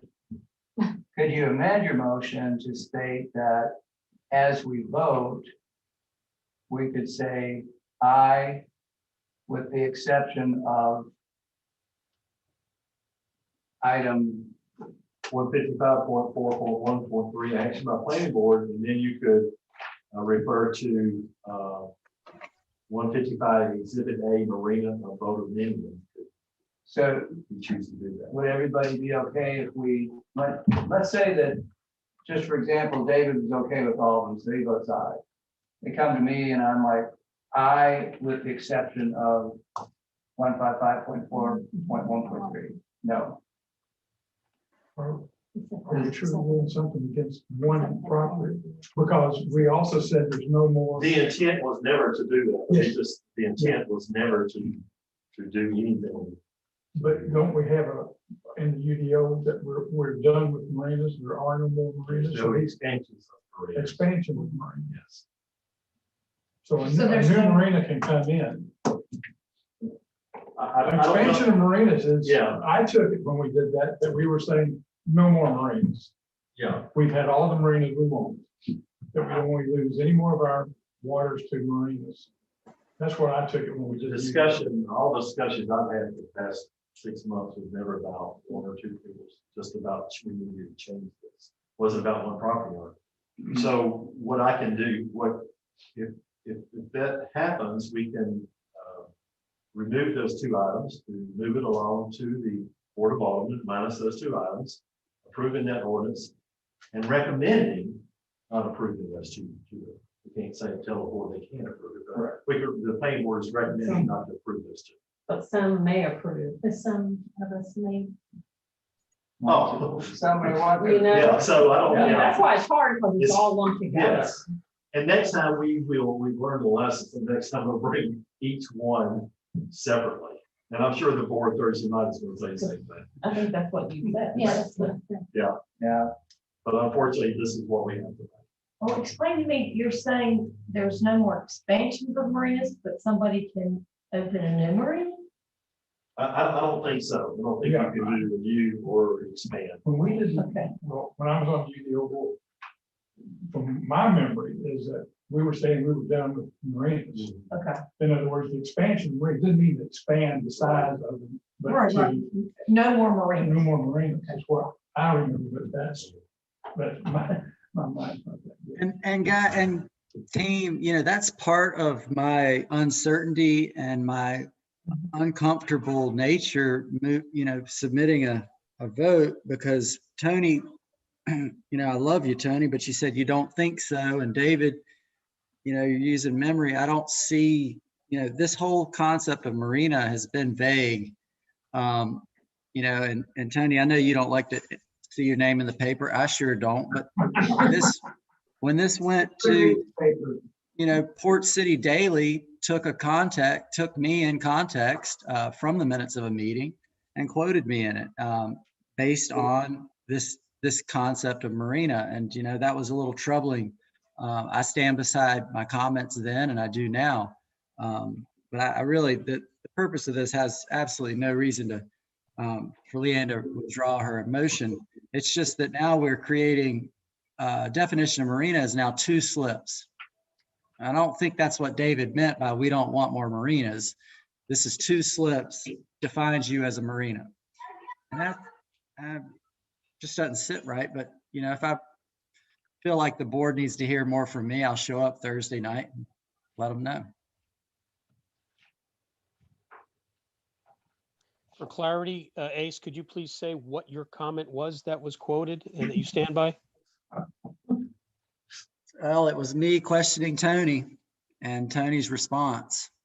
And they called us, they put a little more high beams on Tony than they did me. I can't remember exactly what it was then, you know. Can you give me a context though? It was mainly that we did not have a good grasp of the definition of marina. You know, can we have new marinas? Can we expand marinas? How many slips defines a marina? Okay. Basically all of that. Which is why we're cleaning it up. I do understand and agree to, you know, have proper definitions that we can work off of. I just am not sure that this is the right definition. Thank you. So I have a question. Somebody is building a house and they have a dock and they have a boat lift and they have a place for a second boat. That's technically gonna be a marina. No. No, That's it's not, it's gotta be a we- commercial. I think we've done a good job of cleaning the residential stuff up. Okay, so it's gotta be the same, because he's talking about the 2. Okay, so if it's in commercial. Commercial, okay. that's the big question. I think we did a great job Okay. on residential. But the question is the intent, now, on record, the intent was never to restrict anybody. This ordinance was not going to restrict anybody. It's just cleaning it. Yes. Okay, Just like- clarification. So does this relate to a specific zone? C3, C3, Yeah. all the marina areas.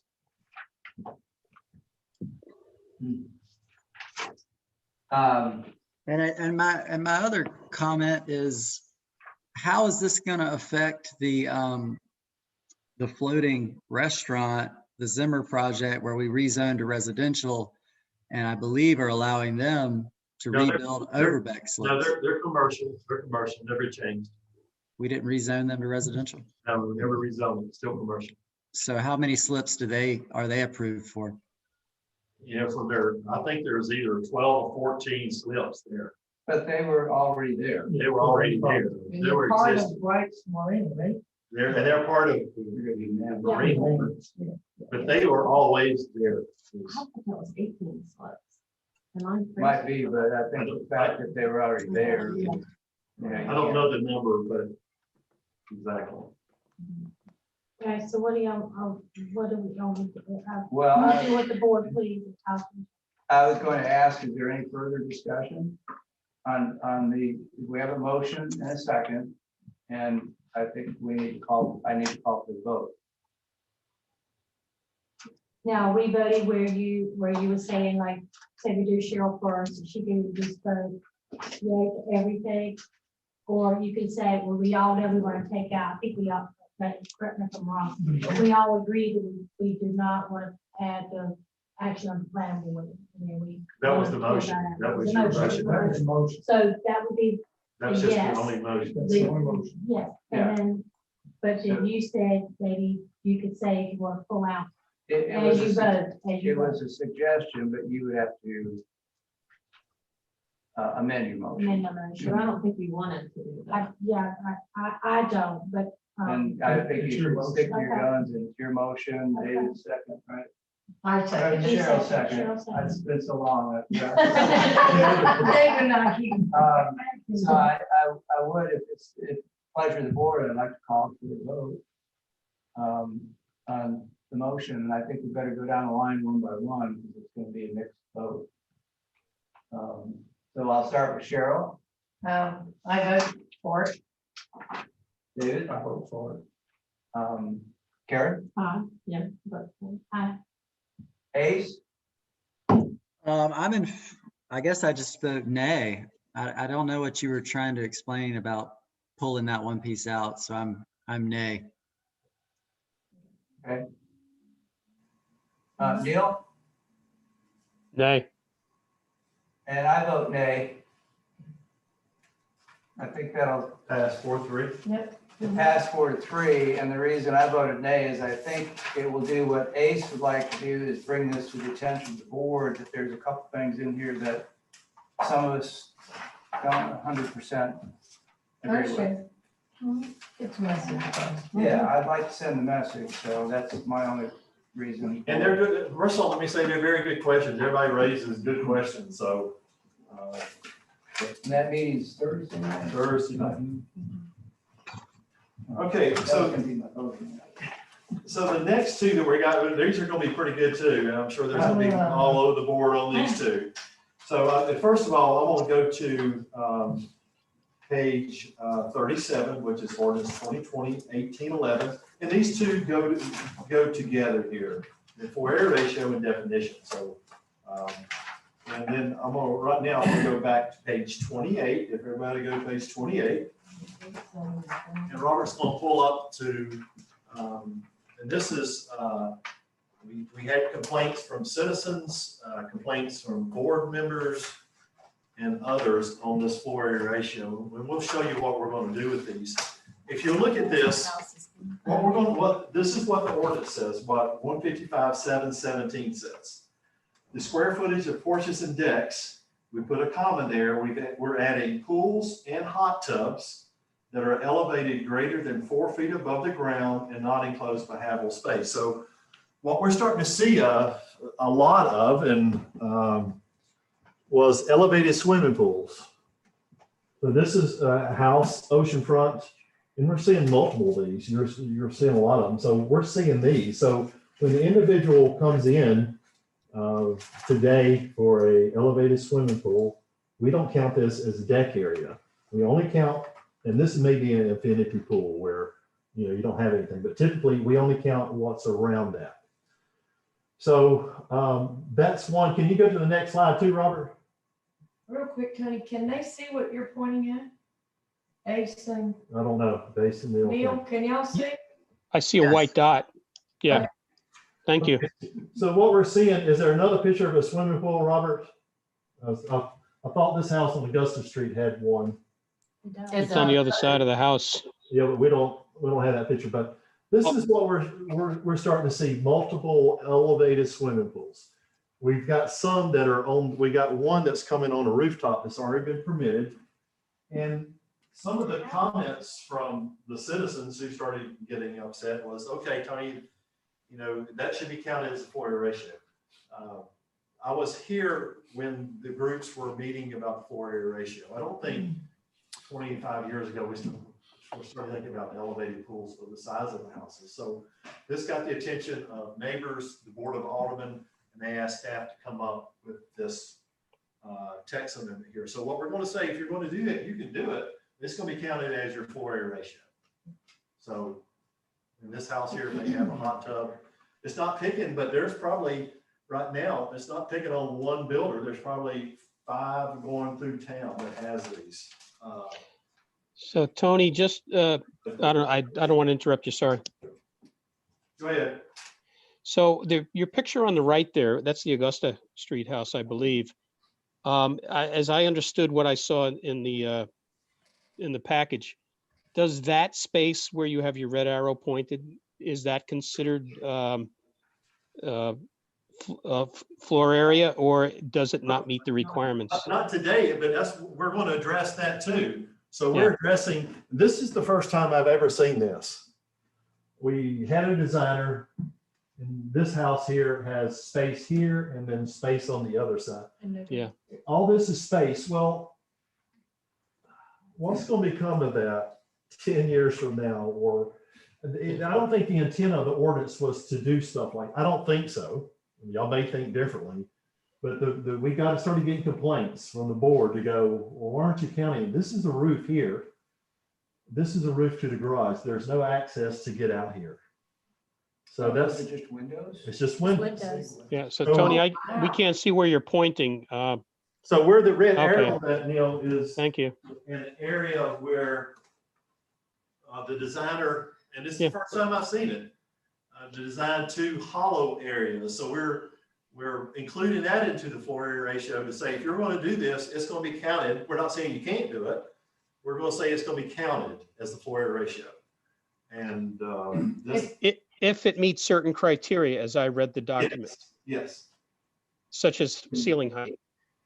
Mhm. And just from my understanding, these builders are doing this to add height and. I don't know why the only thing I can think of there, and the designer's not here, of course, I think he got more space on the, he didn't want to shrink probably his width down, so he got through that by having his width up top, reducing it down low, but still having the same area. Yeah, I It's talked to a Bill. camouflaged light bulb shape. Yeah, and it's not to say that they won't come up with something else, but this is the only place I've ever seen that done, that I've never seen it done at the beach before. Well, that's also down in a real low It's real low spot, They Yeah. dug and it the out. road is high. They dug it There's out, 8 to right? 12 feet difference between Yeah. where the base of the house Well, no, they is and didn't, the road. okay, that place is always It's always, low, no, I know. but they did take out some more. Yeah. So this is before you here, so it's, if they're gonna, it's not saying they can't do it, it's saying if you're gonna do it, you're gonna have to count it as a floor area ratio. They're crafty.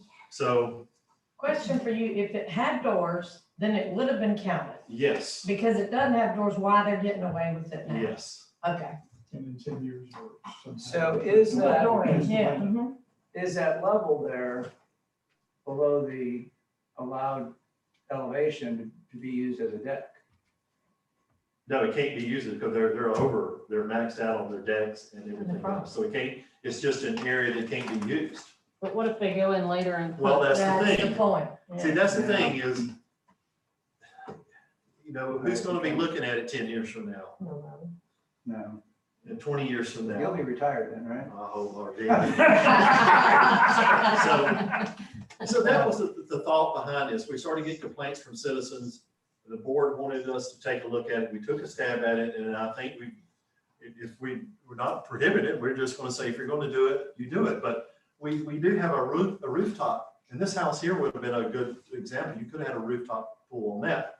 So we got one now, so, but you would only count the 3 or 4 feet around it as far as deck area. So, Tony, a question for you. I assume you were pointing to the house on the left when you were just saying a roof, it could have had a rooftop. yes, yes. And you would only have counted a certain amount of footage around the pool, not the entire roof? Yeah, and that's the question, Neil, with I think so. the other question about these contemporary houses is, some of them have decks up there and some of them have heat and air equipment, but we typically only count whatever's decking there as far as for their deck floor area ratio. So it's a flat surface, it's fully weatherproofed, it doesn't have a wood deck down on it yet, but it has an access. It does. It does, no, this is a theoretical question, I guess. It doesn't have decking around it, but in the future it could have decking and you have access to it and becomes a deck. And it went under the radar screen is what you're saying. Yeah, and we have several of those now, but of course, Just, not many people are gonna be up there. If you put a lot of wear and tear on a roof deck there, you're gonna have issues down the road. I don't think we'll see a lot of that, but this is one way I think staff, that we can address these things, not saying you can't do it, but it's saying if you're gonna do it, you count that as a floor area ratio. I was Well, at that meeting, yeah. that board brought in the meeting when this Augusta Street came out, sat out there, and I know that the board brought them and was not, well, my impression was they weren't happy with that happened. yeah, my first design for my house until my children next was exactly that house, type with a green roof, Yeah. i.e. soil. I was putting 9 inches of soil on there so I could plant small trees. I wasn't going to have but a small deck because I didn't have much deck area, but I would have a lot of green grass up there that I could put, I could actually put a tent on there because of the depth of the soil. And we had it ready for design. So, there's a lot of things to think about Yeah. when you have a contemporary house like that. But my children wouldn't. So in that example, David, you would have a lawn up there and trees but the wood deck might be the deck and all the rest wouldn't count? That's correct. Or it should count? No, I don't think it should count because, one, I like the idea of having, green roofs, but, because, it's not something that you're going to use all the time, just the deck area. But, I just wanted to bring that out, that there are people that may want to put a green roof up there. And, most of them wouldn't put, after I found out what the foundation was gonna cost me for putting 9 inches of, soil on there, that, also helped nix the program, but, that's something else that can be coming. And then. How would you do height restrictions? Well, I could meet the height with 8 foot, 8 foot. 8 Yeah, but foot. you start putting easy ups and tents and trees and There's no restriction. no restrictions. I know. The trees were little ones, but I mean, still, most of them pots, but Right. still. Neat concept. I did have one question on item C, Tony, the square footage of porches and decks, pools, hot tubs. Elevated greater than 4 feet above Okay, ground. yeah, What if the guy comes in at 3'11"? then it's not, it has to be 4 feet. And Robert, I talked about it, Robert talked about it, and Tim, we said, okay, what's magical about 4 feet? Yep. Well, there's nothing magical about 4 feet, but what we didn't want to get is 6 feet, 8 feet, so is the 4 foot number negotiable? It may be. So the question is, we just left it, but if somebody comes in at 3 foot 10 inches, it's okay, it's not going to be counted. If it's 4 feet or greater, then it would be counted. And are you So gonna- basically, they're having a 7-foot pool, a depth pool. Well, they could, yeah, they could. I mean, the point is it gets to the first floor. Isn't that really what you were setting it as? Well, that's what we were doing was to, but we did it half of that. Instead of 8 feet, we said, let's just do 4 feet. That way, 8 feet's not blocking views. Nobody's views from the side. We don't think so. If it was 8 taller than that, then it could be blocking views. And what's the definition of ground? Are you, Okay, well, how are you? average grade, and then that's something, good That- question, because they're gonna play with that. Right, and you don't want to be stuck with having to decide that every time they come in, so you might want to try to define that. Can you do down, like from the floodplain Yeah, that's my question. down? Where Yeah, is yeah, it? because you're right, you can dig the ground up and, Average grade might be a good answer. I mean, we do that with the average of the center line of the street when we just established 40 foot, so. Yeah. We could say, I think, you're right, but the average grade can be a lot of things done to it. I mean, as far as True, they can fences, play with that too. they play with it all over, but I think it's a good stab here to start off, and we could put, average grade in here. Yeah, I think you'll want to, because these guys are gonna come in and give you headaches about it. And, you're the UDO administrator, so you can Is, call. is the grade set by something that the builder or the owner cannot control? Meaning, is it the street or is it their lot? No, I think they can control it, Neil. I think no matter what, it's just like at your house, you could throw some dirt here or take some dirt out and do a lot of things with your fence and height. So, but I think the 4 feet, no matter what, is pretty good. Yeah. But it's 4 feet relative to something, and that something relates to the intention of this, which is to not have this this blocking ability, which has something to do with the street, doesn't it? Because that's really where the height starts to be measured. Well, Neil, I guess there's several different ways of looking at it. When you talk about height with the 40 foot height limit, that's pulled from the center line of your street. And then you've got, your different flood zones, sea level, but. That's a good question, Neil. I mean, I think this staff does a lot here. The question is do we do average grade? Do we do street height? I mean, I would stick probably with the Average grade of grade your can lot. be, average grade can be played with by the owner, whereas the street is the street is the street. Yeah, it can be, but, Most lots you can't. the average grade, I think, would work. And I understand they're gonna play with it no matter what we do with that average grade. But it's Augusta still- Street it's played still- with their grade quite a bit. Yeah, but it's. Good question, though. I mean, I don't know.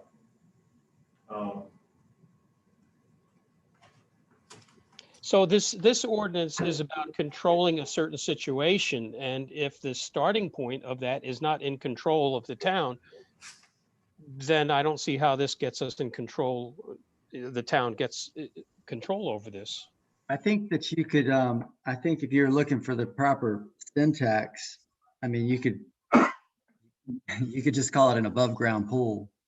Anything above ground that's not in ground, it's either a 1 or a 0 at that point, in ground, above ground. Wasn't that his original argument, Tony? Well, maybe you didn't make an argument to the town, but there was some sort of an argument I at least heard somehow during the Augusta Street discussion, which was, hey, if this was on the ground, it wouldn't count. So if I put it there, why should it count? Yeah. So to the point that Ace is raising, it seems like we don't get any traction on the issue if it doesn't matter if it's on the ground or if it's just above the, it's at the ground or above. Yeah, but I don't see any issues with the 1 foot, 2 foot, 3 foot pool elevated. I don't think it's gonna hurt me as a neighbor. I don't think, as far as views. But now you're determining the height of the pool rather than the starting point, the bottom of the pool. Yeah. And what I think this is after is if you started at this point in the ground, above the ground, it's now deck. It happens to have water in it as a deck, but it's still a deck.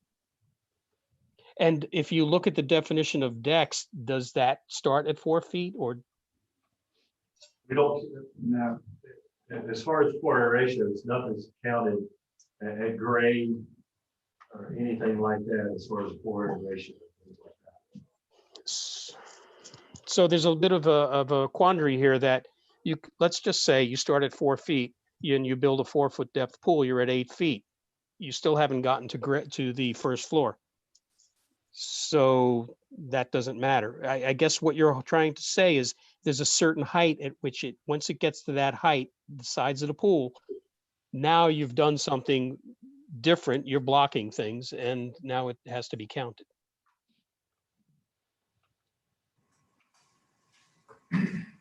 Tony, did you pick that number 4 feet? Yeah, we all talked about it. The question is to, I didn't want to penalize too much on this. It's, I don't know if we go to 3 feet or 2 feet or, I don't think we count a grade level pool as far as floor area ratio. Well, it's not built as part of the structure. Right? Yeah. This is built as part of the structure, right? But I still think that you're right, they can play with it, but how much can they play? And I don't see tonight, I don't see a big issue with either average grade or reduce 4 foot to 3 feet or 2 feet or whatever.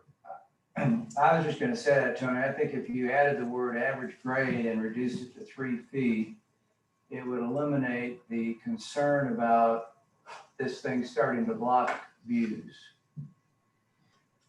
To some extent. They're still gonna play with the grade. We had the discussion about the center line of the street. There's a lot of lots graded lower than the center line of the street. A lot of them, in fact, probably most of them. So they can play around with it quite a bit.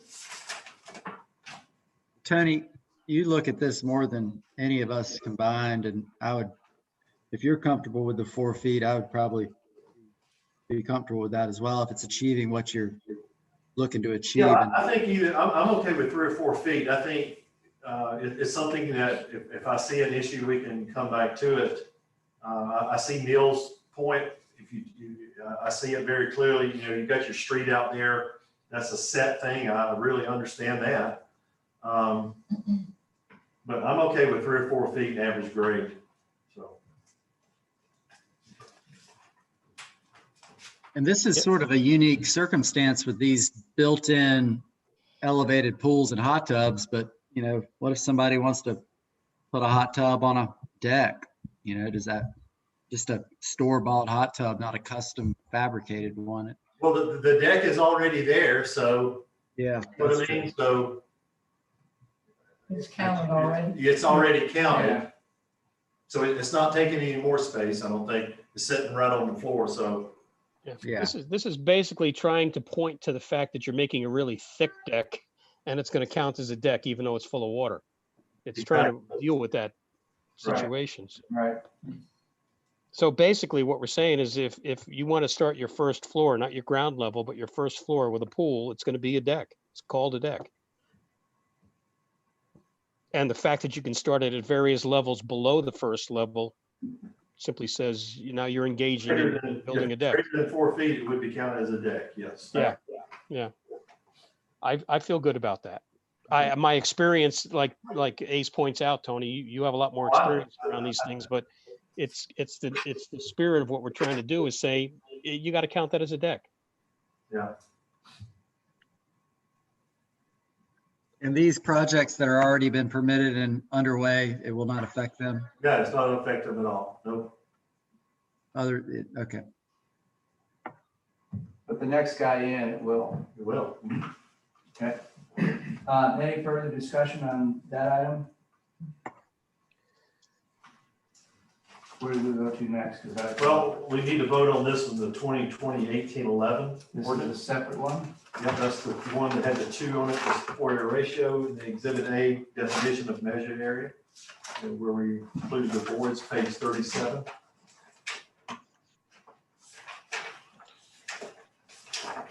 Just raising the issue that David raised about gardens or rooftop green roofs, et cetera. Is that something to consider at this point, or I to look at that? don't think it is. I think, like I say, if it was a rooftop garden, I would not count it as a deck. I mean, unless it had, you know, they can't use it, they use it as trees and grass. Could we see one? We probably could, but if that's the case, then we can address it at that time, or if we see an issue. I don't think it's gonna be a big issue, so. To be, I guess that comes back to us years from now. It was $130,000 extra, so it, David, you need to test the waters on that. yeah, well, it was $130,000 extra just Go for it. just for the foundation and stuff, so I kind of backed off.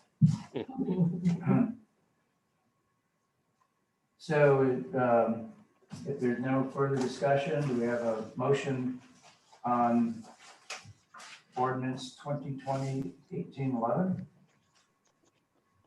I'll make the motion that we accept the ordinance 2021-1811, pass it on to the Board of Aldermen. Second. Okay, Robert, David made the motion and Leanne seconded. Is there any further discussion? All in favor, say aye. Aye. Aye. Aye. Okay, Robert, that was unanimous. 2 more down. Yes, sir. Okay, another good one. Page 42 is ordinance number 2020-1814, and it's going to deal with shoreline development boundary prohibition. So if you look at on page 29, you see there's a lot of strikeouts on that ordinance. And before we get into it, let me say this is directly attorney driven here. Prior to 1939, oceanfront property owners owned to the high water line. 1939, the state took the property for beach renourishment.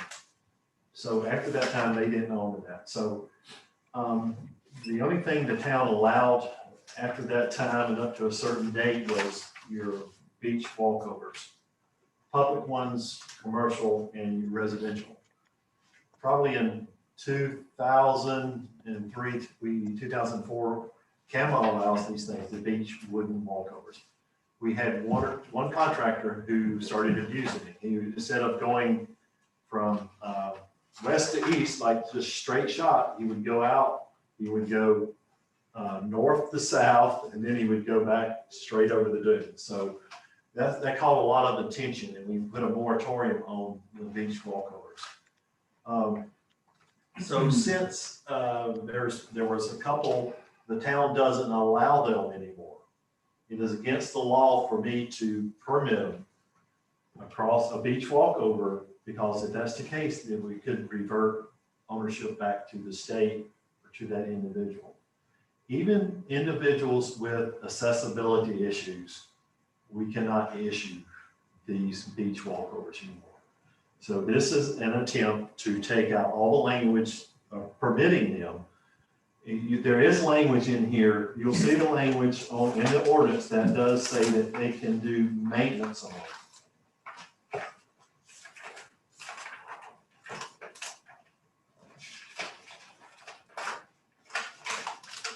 And on page 42, you start seeing 155.11.27. It talks about these beach walkovers. It talks in 155.11.38, it talks about the maintenance of them. Existing ones, what they can do, and then authority to remove the structures. Just imagine a beach nursing project that somebody, usually the storm takes them out, so the Corps doesn't have to do anything. So it's cleaned out. So in 2008 and 2010, the Board of Aldermen did grant variances to, I think, 2 individuals to put beach walkovers. But since that time, we have not permitted any since that time. So this is an attempt to clean that up, strengthen the ordinance, and to, and then this is all attorney driven here, is what you're seeing here. Tony, those 2, weren't they for handicap? They were. And don't those have to be removed from the handicap people leave? It's no longer necessary? We had one that was approved that as long as they owned it, if that family sold it, it was supposed to go away. It hasn't gone away yet. Okay, I thought that's what.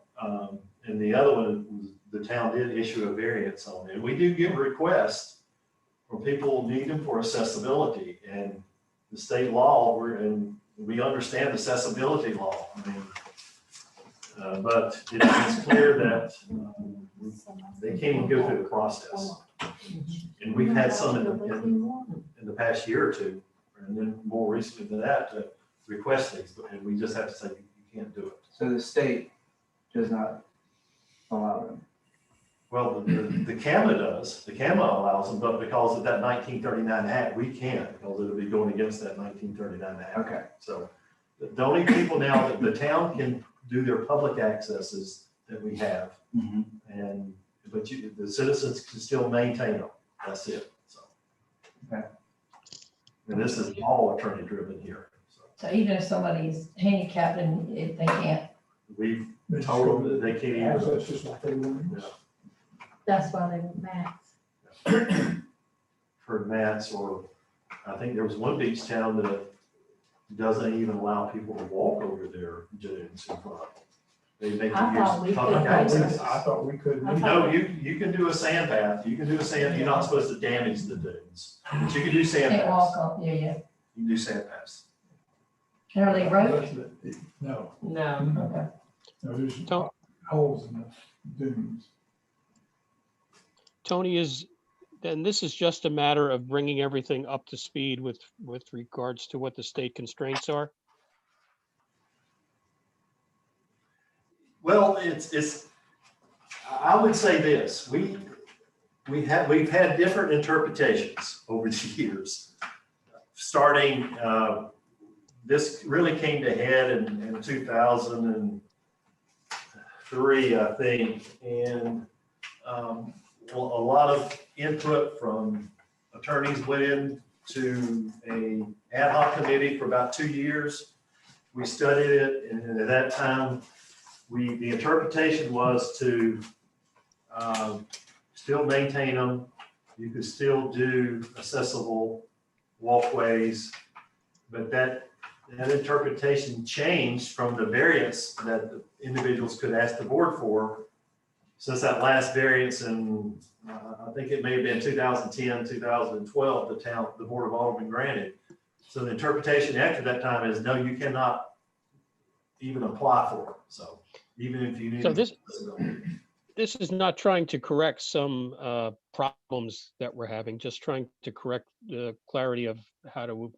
Well, it's trying to Quiet. protect the town from potential lawsuits probably, and further down the road. So. Thank you.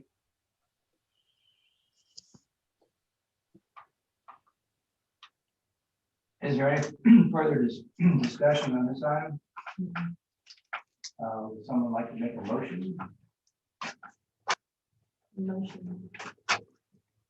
I'll make a motion to approve ordinance number 2020-1814 as written. For a second. I'll second. Karen made the motion and David seconded. Is there any further discussion? All in favor, say aye. Aye. Robert, that was unanimous.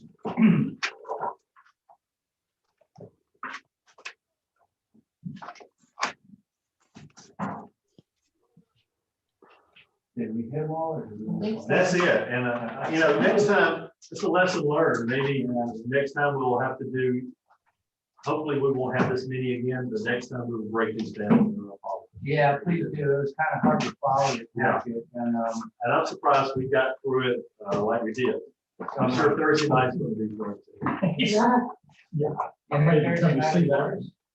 I don't know. Everybody brought up some good questions. I mean, they really did. So. Let's see, that's on my agenda. We've got a couple other things real quick to do.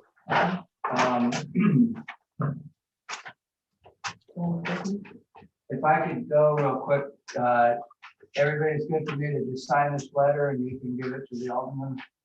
Yep. There you go, just to conclude that.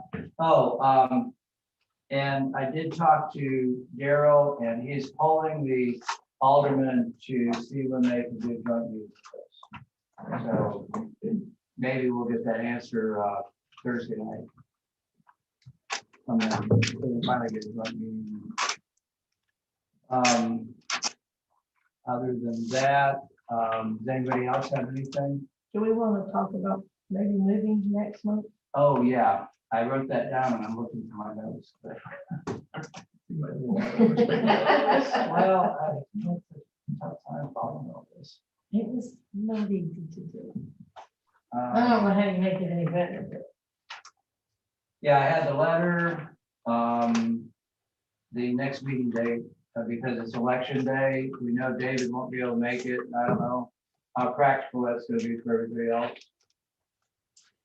I would prefer to move it to the No, next we week. can. We can do Wednesday. We can do it the next week, whatever y'all. Either way, one or two. Wednesdays are tough for me. Okay. We could do Thursday. We could do the next week. It doesn't matter. So it's just I'd rather do it the sad. next, big person, I'd rather do it the next Tuesday. That's fine.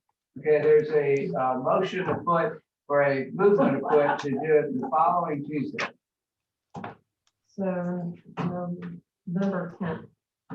Does that work for everyone? What was the date? November 10?